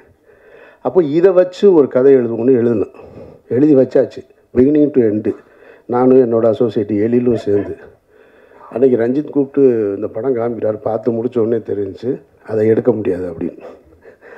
ஏன்னா அவ்வளவு சிறப்பாக எடுத்து முடிச்சிட்டாங்க பாட்டில் ராதாவில். இனி போய் நம்ம அதை எடுத்தோம்னா வேறு தான் எடுக்கணும். இனி போய் அதை எடுத்தோம்னா நான் வந்து தினகரனை பார்த்து எடுத்ததாக தான் இருக்கும் அந்த படம். அப்படி அமைஞ்சிருக்கு அந்த படம். எப்படி வந்து பாக்ஸிங்கில் வந்து இன்னொரு படம் எடுக்கலாமா அப்படின்னா சர்பேட்டை தான் ஞாபகத்துக்கு வரும். ஒரு மென்டல் அசைலம் இனிமேல் திருப்பி எடுக்கணும்னா சேது தான் ஞாபகத்துக்கு வரும். ஒரு தமிழ் தேசியவாதி ஒரு தீவிரவாதியை காட்டுக்குள்ளே கூப்பிட்டு போகணுன்னா அது விடுதலை தான் ஞாபகத்துக்கு வரும். ஒருத்தர் ஓடி போய் சற்றை இனிமேல் இறக்குனான்னா ரன்னு தான் ஞாபகத்துக்கு வரும். அதுபோல் டிஎடிஷன் சென்டர்னு தமிழ் சினிமா ஒரு படம் வந்துச்சுன்னா அது இந்த படத்தை தான் ஞாபகம். அப்படி ஒரு படம் அது மிகச்சிறப்பாக. அதாவது ஒரு ஃபஸ்ட் ஹாஃபை வந்து இவ்வளவு அழகாக என்கேஜ் பண்ண முடியுமா? ஏன் இங்கே சொன்னவங்க ஏன் சரியாக சொல்லலைன்னு தெரில. இது ஒன்றும் பிரச்சார படம்லாம் கிடையாது. இது பிரச்சாரம்ன்ற வார்த்தை நீங்கள் யூஸ் பண்ண வேண்டியதே இல்லை. Complete entertainment. மாறன்லாம் பின்னிருக்காரு ஃபஸ்ட் ஹாஃபில் எக்ஸ்ட்ரானரியா. போகிற போக்கில் அதுவும் ஓபியில் டைலாக் டப்பிங்கில் போட்டிருக்காரு பாருங்க. அங்கங்கே நீங்கள் எங்கே உட்காந்துருந்தாலும் சரி. இதை நான் என்ன சொல்கிறேன்னா, நான் மிகைப்படுத்தி சொல்லலை. சமீபத்தில் இந்த படத்தை குட்ரட்டில் பார்க்கும்போது மொத்த தேட்டர்லேயும் ஒரு ஆள் சிரிச்சுக்கிட்டே இருக்கான். படம் போட்டதுலேருந்து வெற்றிமாறன் தான், வேறு யாரும் இல்லை.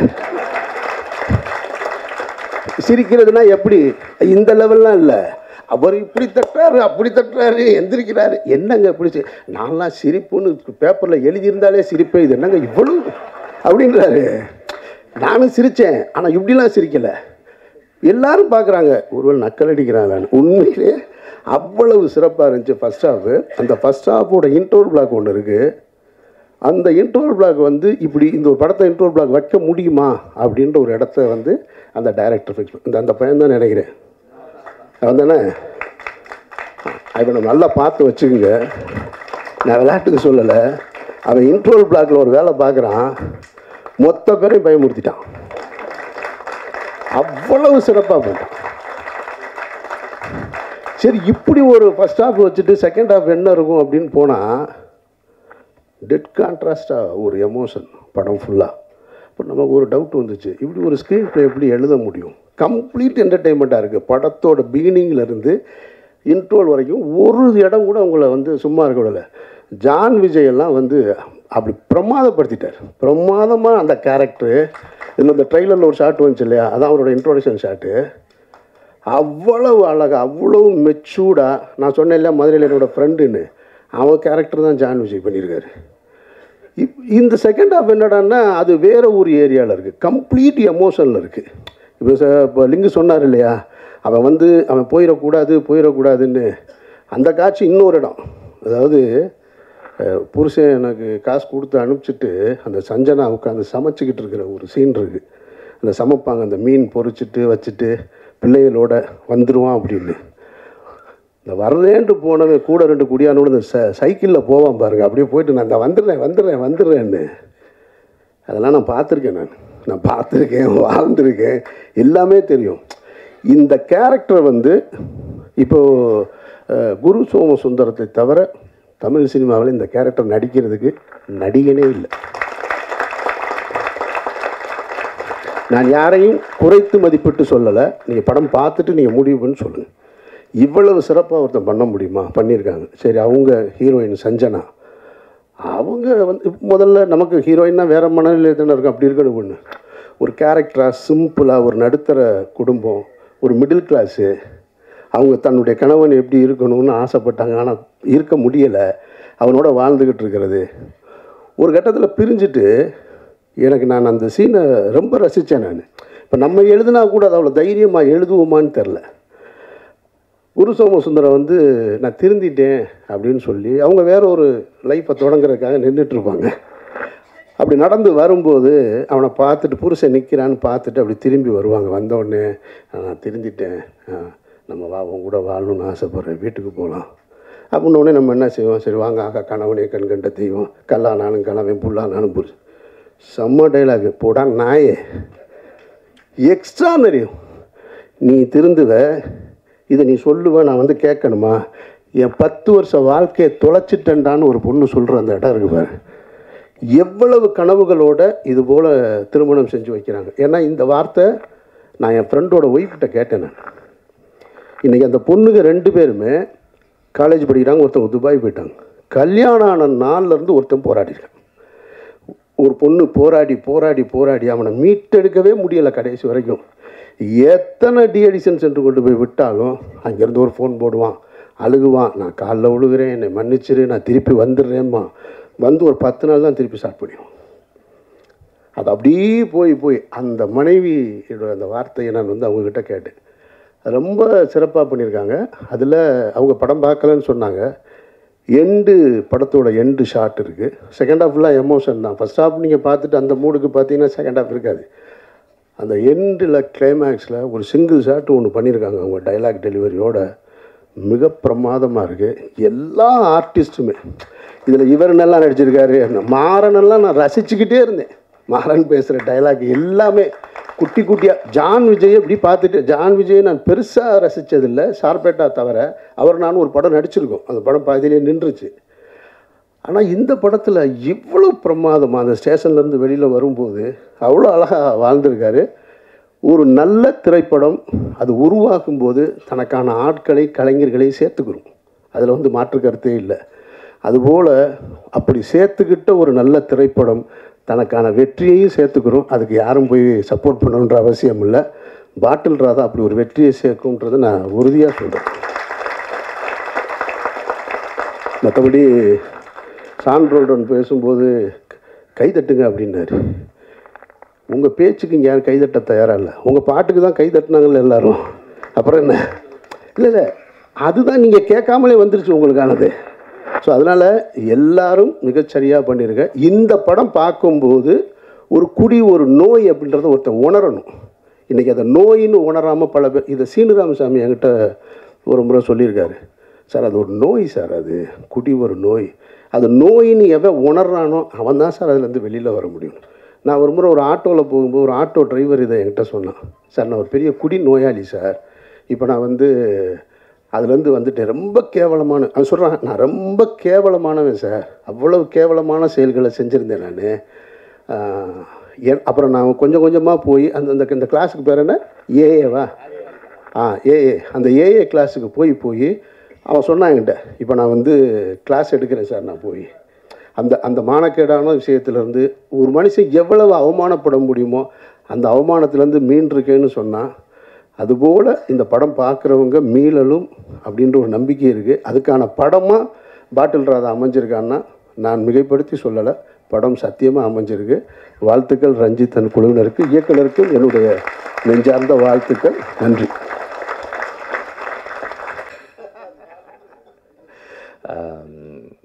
படத்தில் கதை இருக்கிறது எல்லாருக்கும் சொல்கிறதுக்கு தான். அதனால் வந்து கதையை மறைச்சி வச்சு ஒன்றும் பண்ண முடியாது. கதையை சொன்னால் தான் எல்லோரும் வருவாங்க. எனக்கு வந்து இந்த பாட்டில் ராதான்னு டைட்டில் அனௌன்ஸ் பண்ணதுலேருந்தே வந்து இந்த படத்தை நான் கவனிச்சிட்ருக்கேன்.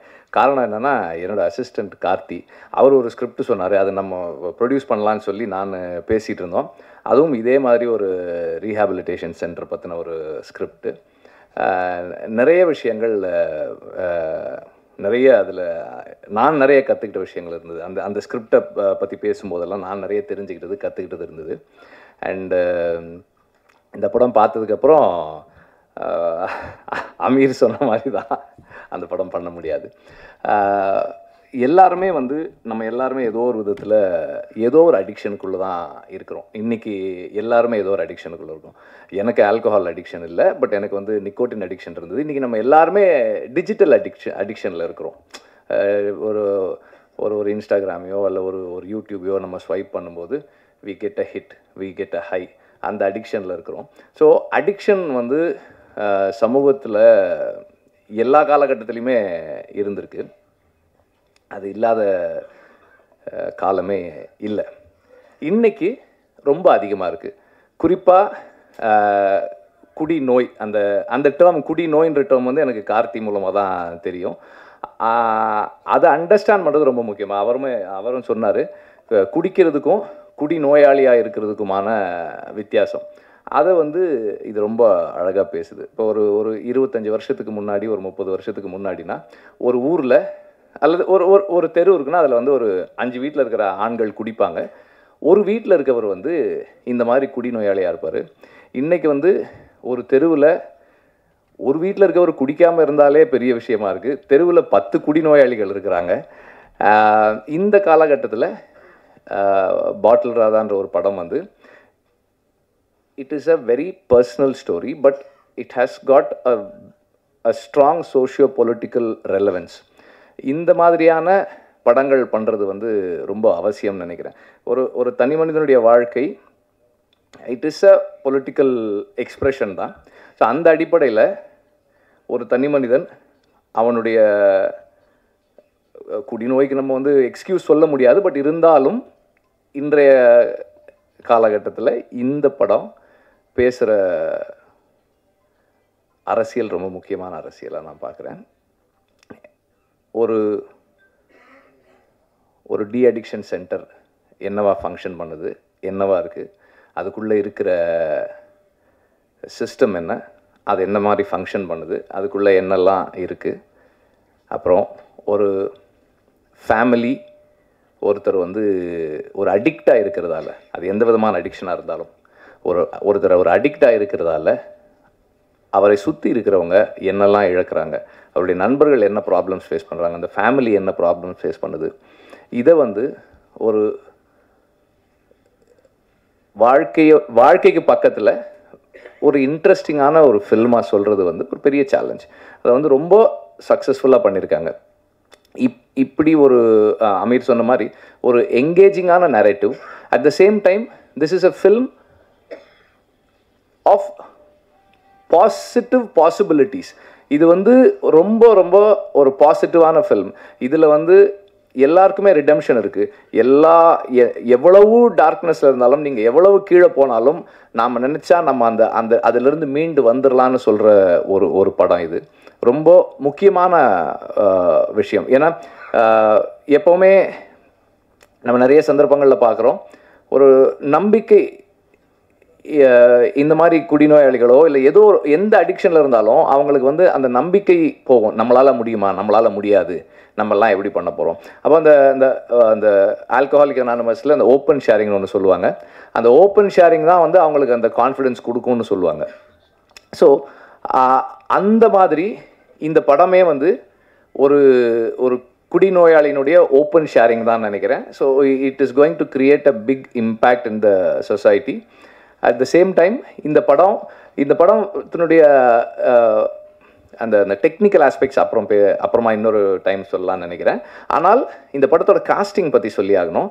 இந்த படத்தில் இருக்கிற ஒவ்வொரு நடிகரும் வந்து இந்த படம் ஒரு ஒரு சினிமா இல்லை, இது வந்து நம்ம லைஃப்பில் நடக்கிறது, நம்ம தெருவில் நடக்கிறது, நம்ம அண்ணனுக்கு நடக்கிறது, நம்ம தம்பிக்கு நடக்கிறது, நம்ம அப்பாவுக்கு நடக்கிறது அப்படின்னு நம்மளை உணர வைக்கக்கூடிய அளவுக்கு அவ்வளோ ரியலிஸ்டிக்காக இருக்குது காஸ்டிங். எல்லாருமே வந்து மிக பொருத்தமான சாய்ஸஸ். அங்கே அந்த ரீஹாபிலிட்டேஷன் சென்டரில் இருக்கிறவங்களா இருக்கட்டும், அந்த தெருவில் இருக்கிறவங்களா இருக்கட்டும், ஒவ்வொரு நடிகருமே வந்து அவ்வளோ பொருத்தமாக இருக்காங்க. அண்ட் எல்லாருமே அவ்வளோ கன்வின்சிங்காக அந்த ரோல்ஸ் பண்ணியிருக்காங்க. ஸ்பெசிஃபிக்காக சொல்லலை இவங்க அவங்கன்னு, பட் எல்லாருமே அவ்வளோ சிறப்பாக பண்ணியிருக்காங்க.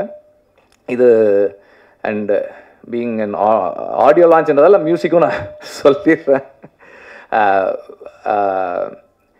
ஒரு எப்படி ஒரு ஹார்ட் பீட் மாதிரி இருக்குது.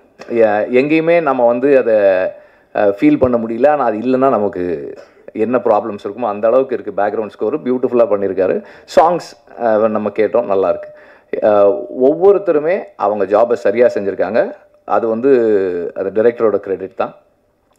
Exceptional work as a writer and as a film maker. ஏன்னா ஒரு கன்ஃபைன்டு ஸ்பேஸ்க்குள்ளே ஆடியன்ஸை என்கேஜ் பண்ணுறது, இன்றைக்கி இருக்கிற நிலைமையில் ஆடியன்ஸை என்கேஜ் பண்ணி வைக்கிறதும் அவங்கள எமோஷ்னலாக மூவ் பண்ணுறதும் வந்து ஒரு பெரிய சேலஞ்ச். அது வந்து ரொம்ப சக்ஸஸ்ஃபுல்லாக பண்ணியிருக்காங்க. I was very engage. Ameer சொன்ன மாதிரி நான் ரொம்ப என்கேஜாக இருந்தேன் இந்த படத்தில்.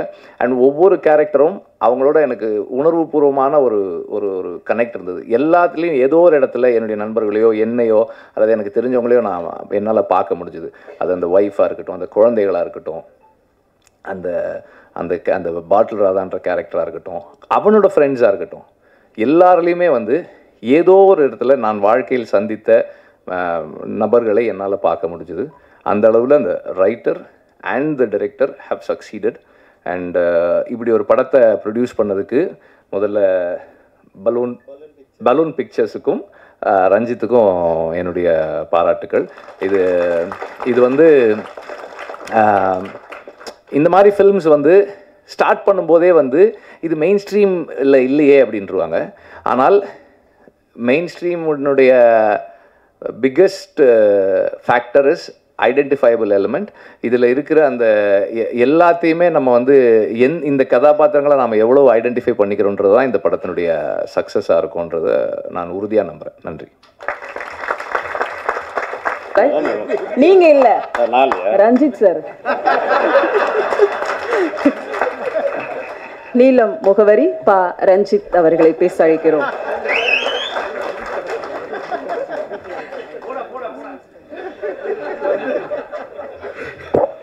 ஏன்னா இந்த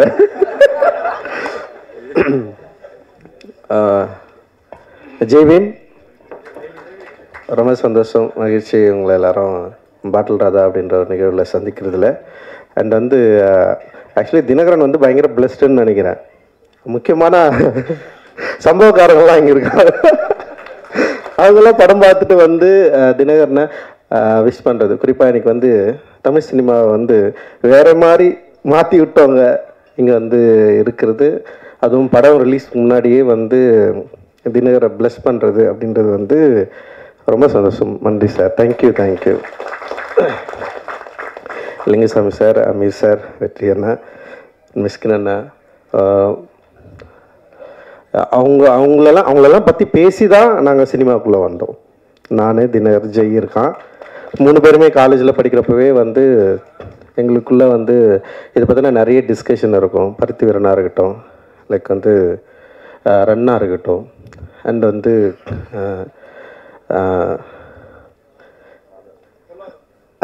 இல்லை ஒரு எமோஷ்னலாக இருக்கு. பொல்லாதனை விட நாங்கள் பயங்கரமாக பேசுனது வந்து ஆடுகளம் பற்றி தான். ஆடுகளம்ல இருக்கிற அந்த கேரக்டர் கிளைமேக்ஸு, அவன் ஏன் வந்து கத்தி அவன் குட்டான், அவன் சொருனானா இல்லையா, இல்லை வந்து அவன் ஏன் செத்தான் அப்படின்றதுக்கு நான் ஒரு கிளைமேக்ஸ் சொன்னேன். நான் பேட்டைக்காரன் ஏன் வந்து செத்து போயிடுறான் அப்படின்னா, நான் என்ன சொன்னேன்னா, பேட்டைக்காரன் சாவலைன்னா உயிரோட தான் அவன் கொண்டு வாண்டா அவனை அப்படின்னு நான் சொன்னேன். அவன் எதுவும், ஆனால் இவனு என்ன சொன்னாங்கன்னா பேட்டைக்காரன் கடைசியில் திருந்துடுறான் அப்படின்னு சொன்னாங்க. நான் சொன்னேன் சத்தியமாக அவன் திருந்த மாட்டான் அப்படின்னு நான் ஒன்று சொன்னேன். அண்ட் வந்து அஞ்சாவது இருக்கட்டும், அண்ட் வந்து ஓனாய் மாட்டிக்குட்டியும் அவருடைய சினிமாக்களில் அந்த மனித உணர்வுகளில் குறிப்பாக வந்து ஒரு திருநங்கை கேரக்டரை வந்து அவர் பயன்படுத்தி அப்படி பேச வச்சார்ல, அந்த ஒரு நிமிஷம் ஒரு 2 நிமிஷம் கதை இருக்கும், ஒரு பயங்கரமாக எமோட்டான நான். ஸோ இவ்வளோ இன்ஸ்பயரான ஒரு அண்ணன்களுக்கு முன்னாடி, இயக்குநர்களுக்கு முன்னாடி அவங்கள பார்த்து இன்ஸ்பயர் ஆகி நாங்களும் படம் எடுக்கும் வரணும்னு சொல்லிட்டு ஃபஸ்ட்டு நான் வந்துட்டேன். காலேஜில் நான், ராஜா, ஜெய், தினகர் எல்லாருமே வந்து ஒரே இயர்மெட்டில் இருந்தால் நிறைய பேர் வந்தாங்க எங்களோட சேர்ந்து. ஸோ நான் வந்து ஃபர்ஸ்ட்டு டைரக்டர் ஆகிட்டேன். அண்டு 2வது ஜெய் ஆனா, 3வது வந்து தினகர் வந்திருக்கான் இப்போது. அண்ட் ராஜா வந்து ஆர்ட் டைரக்டராக இருக்கான். ஸோ எங்களுக்கு வந்து உண்மையிலேயே இது ரொம்ப சந்தோஷமான, ரொம்ப மகிழ்ச்சியான மேடை. ஸோ நான் அவங்களுக்கு 2 பேரையும் வந்து ரொம்ப கெஞ்சி கேட்டுக்கிட்டேன், படம் பண்ணாதீங்கடா, அனிமேட்டர் ஆகும்டா, அனிமேஷன் டைரக்டர் ஆகும்டா, அனிமேட் படம் பண்ணுங்கடா, இது பயங்கரமான வேர்ல்டு, அதுக்குள்ளே போங்கன்னு சொல்லிட்டு நான் எவ்வளோ புஷ் பண்ணேன். ஆனால் அவனுக்கு வந்து இல்லை தமிழ் சினிமாவில் வந்து இயக்குநர்களுக்கு தான் வந்து ஒரு ஸ்டார் அந்தஸ்து இருக்குது, அதனால் அவர் வந்து ரொம்ப முடியாமல் வந்துட்டானுங்க.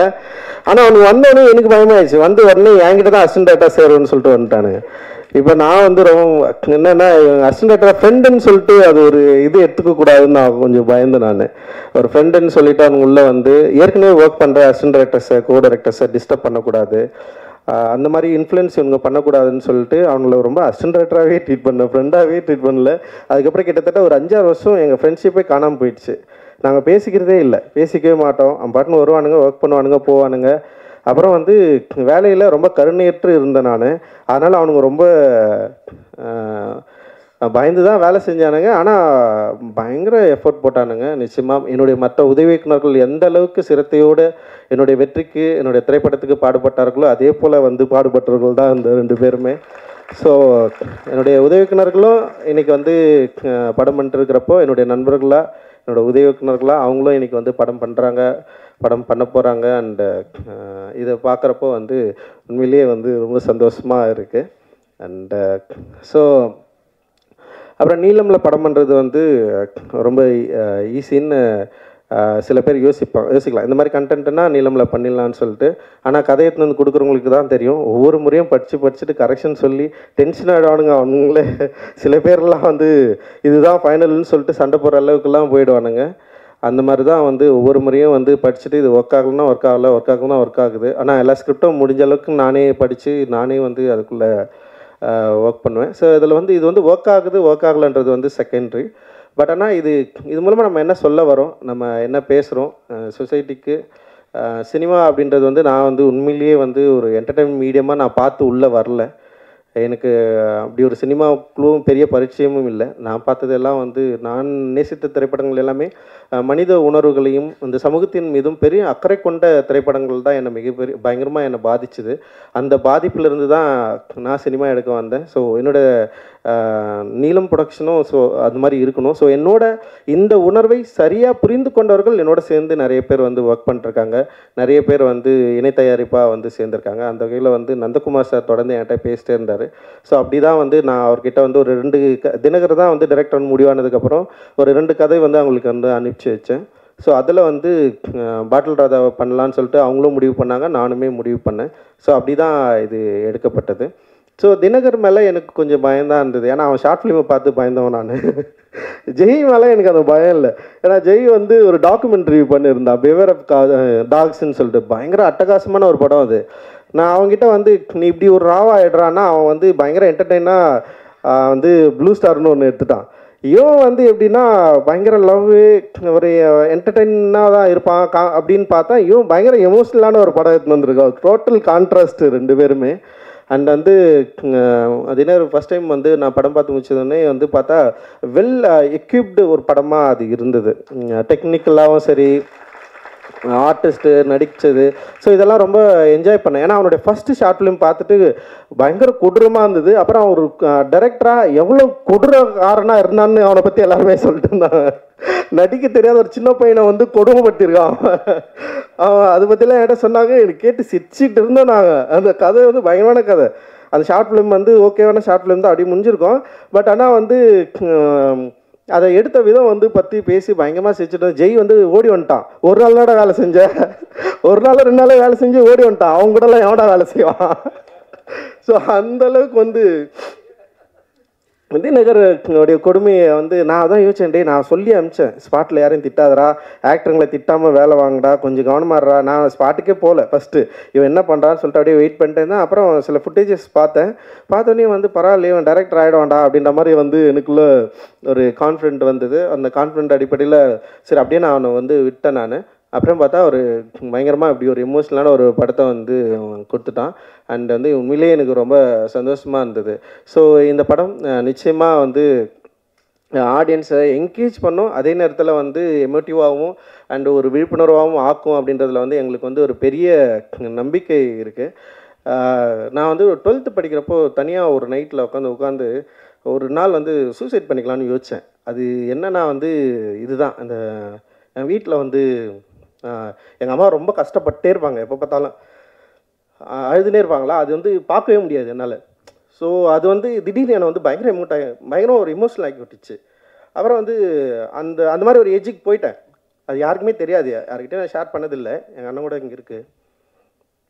ஸோ அது வந்து எவ்வளோ கொடுமையானதுன்றதை வந்து நேரடியாக நின்று அனுபவித்தவன். ஸோ இவன் வந்து ஒரு ஸ்கிரிப்ட் அப்படி எடுத்து வந்து கொடுத்தவனே நான் அதை படித்து வந்து எனக்கு பயங்கரமாக என்ஜாய் பண்ணேன். நான் எப்படி அவன் இதை எழுதுனான், எப்படி இந்த லாங்குவேஜை பிடிச்சான், எப்படி இதை பேசுகிறத வந்து அவன் வந்து அந்த டயலாக்ஸை எப்படி, அந்த நுவான்சன்ஸை எப்படி வந்து பிடிச்சான். அண்ட் வந்து அதில் வந்து அஞ்சலை இருக்குதுல்ல, அஞ்சலை தான் என் அம்மா. நான் என்னுடைய ஆசையே என்னன்னா, என் அம்மா வந்து கஷ்டப்பட்ட மாதிரி என் பொண்டாட்டி கஷ்டப்படக்கூடாது, என் பிள்ளைங்க கஷ்டப்படக்கூடாது. அதுதான் நான் வந்து பயங்கரமாக, ஏன்னா ஊரில் ஒரு கொண்டாட்டம், ஒரு திருவிழானா எல்லார் வீடும் சந்தோஷமாக இருக்கும். ஆனால் எங்கள் அப்பா எங்களை பயங்கர சந்தோஷமாக, எங்கள் அப்பா மாதிரி எங்களை வளர்த்துறது கிடையாது, யார் வீட்டாண்ட போய் எங்களை நிற்க வச்சது கிடையாது. சாப்பாடுக்கும் சரி படிப்புக்கும் சரி பயங்கரமாக பார்த்துப்பார். எங்களோட ட்ரெஸ் எல்லாம் வந்து எங்கள் அப்பா அவ்வளோ எங்களை பற்றி யோசிப்பார், கல்வியை பற்றி எல்லாத்தையும் பற்றி யோசிப்பார். ஆனால் குடின்னு வரப்போ வந்து அவர் இழந்துருவார் எங்கள் அப்பா. ஆனால் கடைசி காலத்தில் அவர் வாழணும்னு நினச்சார். நான் ஒரு பொசிஷன் வந்ததுக்கப்புறம் நான் இன்னும் கொஞ்ச நாள் நான் உயிரோடு இருக்கணும்டா அப்படின்னு ஆசைப்பட்டார். பட் அவருடைய லிவர் ஃபெயிலியரில் தான் அப்பா வந்து இறந்துட்டார். அது ஆக்சுவலி வந்து ஒரு 6 months டைம் கொடுத்தாங்க, பார்த்தா 1 வீக்லேயே வந்து இறந்துட்டார். ஸோ அது ரொம்ப ஒரு கவலையான ஒரு விஷயமா எனக்கு இருந்தது. ஆனால் தெரில, நான் அந்த டைமில் எங்கள் வீட்டில் வந்து ஒரு ஜிம் மாதிரி செஞ்சு வச்சுருந்தோம். இந்த இடத்துல உட்காந்து ஒரு இருட்டில் வந்து நான் தனியாக உட்காந்து யோசிச்சுட்டு இருந்தேன். பட் ஆனால் அதுக்கப்புறம் வந்து நான் எப்படி அதுலேருந்து மீண்டு வந்தேன்னு எனக்கு தெரில, வெறும் அந்த நிமிஷம் மட்டும் எனக்கு ஞாபகம் இருக்குது. ஸோ அதுக்கப்புறம் நான் பொதுவாக எங்கள் வீட்டில் அதிகமாக இல்லை, எங்கள் அப்பாவுடைய ஸோ இந்த மாதிரியான பிரச்சனைகள் அதிகமாக ஹேண்டில் பண்ணது வந்து எங்கள் அம்மா, எங்கள் அண்ணன், என் தம்பி, இவங்க தான் வந்து பயங்கரமாக அதுக்குள்ளே இருந்தாங்க. நான் வந்து பொதுவாக வீட்டிலே இருக்க மாட்டேன், வெளியிலே தான் இருந்தேன் நான் படித்ததுலேருந்து எல்லாமே. ஸோ அதனால் வந்து ஓரளவுக்கு நான் தப்பிச்சு தான் இருந்தேன் நான். பட் ஆனால் வந்து அந்த எமோஷனை என்னால் படிக்க முடிஞ்சுது. நாட் ஓன்லி என்னோடய அப்பா, தினரோட அப்பா கூட சொல்லலாம். லைக் நிறைய பேரை நாங்கள் அப்படி கிட்டேருந்து பார்த்துருக்குறோம். அண்ட் வந்து இது குடி நோயின்றதை வந்து அண்டர்ஸ்டாண்ட் பண்ணுறதுக்கே வந்து ரொம்ப நாள் ஆச்சு. குடிகாரங்களை பார்த்தா நமக்கு வந்து கோவம் வரும், ஏன் இப்படி பண்ணுறாங்கன்னா அப்படி கிடையாது. அது ஒரு நோய், ஒரு ஹேபிட்டாக மாறி வந்து அவங்க வந்து அவங்கள இழந்து அவங்க எப்படி வந்து ரியாக்ட் பண்ணுறாங்கன்றத வந்து சம்டைம்ஸ் வந்து நம்ம அதை அண்டர்ஸ்டாண்ட் பண்ணிக்கிறதுக்கே ரொம்ப டைம் எடுக்கும். ஸோ அப்படி ஒரு படத்தை நம்ம எடுக்கிறோம், அப்படி ஒரு படத்தை வந்து நம்ம வந்து ஹேண்டில் பண்ணுறோம், இது கரெக்டாக கொண்டு போய் சேர்க்கணும் அப்படின்ற ஒரு பயம் இருந்தது. ஆனால் இன்றைக்கி தேதியில் வந்து சின்ன படங்களை கொண்டு வந்து தியேட்டரில் சேர்க்கறது வந்து மிகப்பெரிய சவாலாக இருக்குது. அண்ட் ஓடிடிலையும் வந்து இந்த படத்தை வந்து விற்கிறதுங்களும் வந்து பயங்கர சவாலான ஒரு இடத்த நோக்கி நகர்ந்துருக்கு. அந்த தியேட்டர் ரிலீஸை வந்து உண்மையிலேயே நினச்சி பார்க்குறப்பவே வந்து ரொம்ப பயமாக இருக்குது. அது இத்தனை திரைப்படங்களை தயாரித்த நீலம் ப்ரொடக்ஷன் அண்ட் வந்து ஒரு இயக்குனராக பரவலாக தெரிந்திருக்கிற ஒரு என்கிட்ட இருந்து கூட ஒரு படத்தை வந்து ரொம்ப இலகுவாக ஒரு படத்தை வந்து ரிலீஸ் பண்ணுறது அப்படின்றது ஒரு பெரிய சேலஞ்சிங் வந்து க்ரியேட் பண்ணியிருக்கு. ஆனால் வந்து இந்த சேலஞ்சோட நாங்கள் பயப்படலை. சரி ஓகே, இப்படி ஒரு சேலஞ்ச் இருக்குது, அதனால் வந்து நம்ம வந்து ஒரு வணிக ரீதியாகவோ இல்லை வந்து அப்படி ஒரு படங்கள் எடுக்கக்கூடாதுன்னு நான் எனக்கே அதுக்கு எதிரானவன்னு கிடையாது. பட் ஆனால் வந்து அப்படி ஒரு திரைப்படங்கள் எடுக்கிறதுக்கான ஒரு வாய்ப்புகள் இருந்துமே ரொம்ப ஸ்ட்ரிக்டாக சில ரூல்ஸை டிசைட் பண்ணி சில லிமிடேஷனை கிரியேட் பண்ணி இப்படி ஒரு திரைப்படங்கள் தான் எடுக்கணும், இப்படி தான் இருக்கணும், என்ன சவாலாக இருந்தாலும். இப்போ என்னுடைய எல்லா திரைப்படங்களும் வந்து வெற்றி தோல்வியை மீறி ஆடியன்ஸ் இதை எப்படி அக்செப்ட் பண்ணுறாங்க தான் நாங்கள் பார்த்துட்டே இருக்கிறோம். இதோட வெற்றியோட ரேஷியோ வந்து எப்படின்னா ஒவ்வொரு படத்துக்கும் மாறுபடும். எல்லா படங்களுமே வந்து லாபகரமான படங்களா அப்படின்னா வந்து அதில் சில கேள்விகள் இருக்குது. ஆனால் எல்லா படங்களும் தோல்வி படமாலாம் இல்லை. அது எந்த வகையிலனா வணிக ரீதியாக நாங்கள் வந்து லாபம் ஈட்டாமல் போயிருக்கலாம். ஆனால் அந்த படம் உருவாக்கின விவாதங்கள், அந்த படம் வந்து ஏற்படுத்தியிருக்கிற தாக்கம், அந்த படம் ஏற்படுத்தியிருக்கிற விழிப்புணர்வு இருக்குல்ல, அப்புறம் அந்த படம் இன்ஃப்ளூயன்ஸ் பண்ணுது.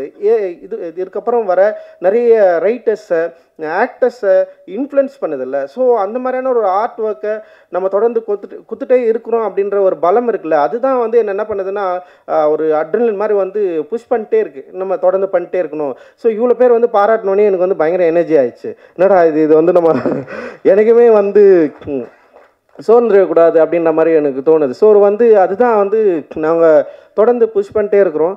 அண்ட் வந்து டெஃபினட்டாக என்றைக்குமே வந்து ஃபர்ஸ்ட் படத்துலேருந்தே எனக்கு வந்து மீடியாவோட சப்போர்ட் என்றைக்குமே இருந்துகிட்டே இருக்குது. நேர்மறையான விமர்சனமும் சரி, எதிர்மறையான விமர்சனமும் சரி, என்னை பற்றி அதிகமாக விவாதிக்கிறது, நீலமை பற்றி பேசுகிறது, நீலம் தயாரிப்புகளை பற்றி பேசுறது. இதை இன்னொரு பிரச்சனை ஒன்று இருக்குது. எங்கள் திரைப்படங்களில் வந்து நாங்கள் ஒன்று ஹேண்டில் பண்ணுவோம், எல்லாமே ரஞ்சித்தோட படமாகவே விமர்சனம் பண்ணுவாங்க. ஒரு ஃபஸ்ட்டு படம் டைரக்டர் படம் சில எக்ஸ்கியூஸ் இருக்கும். சில நிறுவனங்களில் வர ஃபஸ்ட்டு படம் டைரக்டர்ஸ் வந்து சில எக்ஸ்கியூஸ் பண்ணுவாங்க, சரி ஓகே நல்லா இருக்குது நல்லா இல்லைன்னு சொல்லுவாங்க. ஆனால் நீலம்லேருந்து வர திரைப்படங்களை விமர்சனம் பண்ணுறப்போ வந்து நான் பயங்கரமாக வாட்ச் பண்ணியிருக்கேன். கருணையற்று ரஞ்சித்தோடைய நான் டைரக்ட் பண்ணால் எப்படி ஒரு விமர்சனத்தை நான் வந்து எதிர்கொள்ளணும் அந்த அளவுக்கு வந்து அது வந்து ஃபேஸ் பண்ணப்படும். பட் ஆனால் அது ஒரு சவால் தான். நான் அதுதான் சொல்லுவேன். நான் வந்து அதை வந்து நீங்கள் இப்படி விமர்சனம் பண்ணாதீங்க, இல்லை வந்து நீங்கள் வேறு மாதிரி எங்களுக்கு சப்போர்ட் பண்ணுங்கள் நான் சொல்லவே மாட்டேன். நீங்கள் இதை பற்றி பேசுவதே வந்து ரொம்ப ஒரு சாதகமான சூழ்நிலையாக நான் வந்து பார்க்குறேன். இந்த படத்தை பற்றி பேசுவதே ஒரு சாதகமான சூழ்நிலையாகவும் ஒரு சப்போர்ட்டாகவும் நான் வந்து பார்க்குறேன். பேசுவது தான் அவசியம். நீங்கள் அது வந்து எதிர்மறையாகவும் பேசலாம், நேர்மறையாகவும் பேசலாம். பேசுவது வந்து ரொம்ப ரொம்ப அவசியம். அந்த பேசுவதற்கான சூழலை தொடர்ந்து உருவாக்கணும். அந்த எனர்ஜியை வந்து நீங்கள் எனக்கு தரணும், எங்களுக்கு தரணும், நிறுவனத்துக்கு தரணும், இங்கே இருக்கிற ஒவ்வொரு படைப்பாளிகளுக்கும் தரணும் அப்படின்றது தான் எங்களோட விருப்பம். ஸோ அதனால் ரொம்ப மகிழ்ச்சி உங்களோட தொடர்ந்து இயங்குவதில். அண்டு இந்த திரைப்படத்தில் வந்து பணியாற்றிய டெக்னீஷியன், ஆர்டிஸ்ட் எல்லாரும் பற்றியும் நீங்கள் வந்து டெஃபினட்டாக நீங்கள் வந்து பேசுவீங்க. அந்த நம்பிக்கை வந்து எனக்கு இருக்குது. என்னோடு மிக உறுதுணையாக இருக்கிற நந்தகுமார் சாருக்கும், பலன் பிக்சர்ஸ் திரு அருண் அவர்களுக்கும், மற்றும் நீலம் ப்ரொடக்ஷனில் இருக்கிற ஒவ்வொரு தோழர்களுக்கும், குறிப்பாக குணா பிஆர்ஓ குணாவுக்கு வந்து நான் நன்றி தெரிவிச்சுக்கிறேன். ஒவ்வொரு முறையும் குணாவை நான் வந்து மிஸ் பண்ணுறேன். அப்புறம் வந்து இந்த படத்தை வந்து ரிலீஸ் பண்ணுற ஜெனரஸ் டீமுங்க அவங்களுக்கும் வந்து இந்தியா முழுக்க மட்டும் எல்லா இடத்துலையும் அவங்க தான் வந்து ரிலீஸ் பண்ணுறாங்க. ஸோ அவங்களுக்கும் வந்து என்னுடைய மிகப்பெரிய நன்றியை தெரிவிச்சுக்கிறேன்.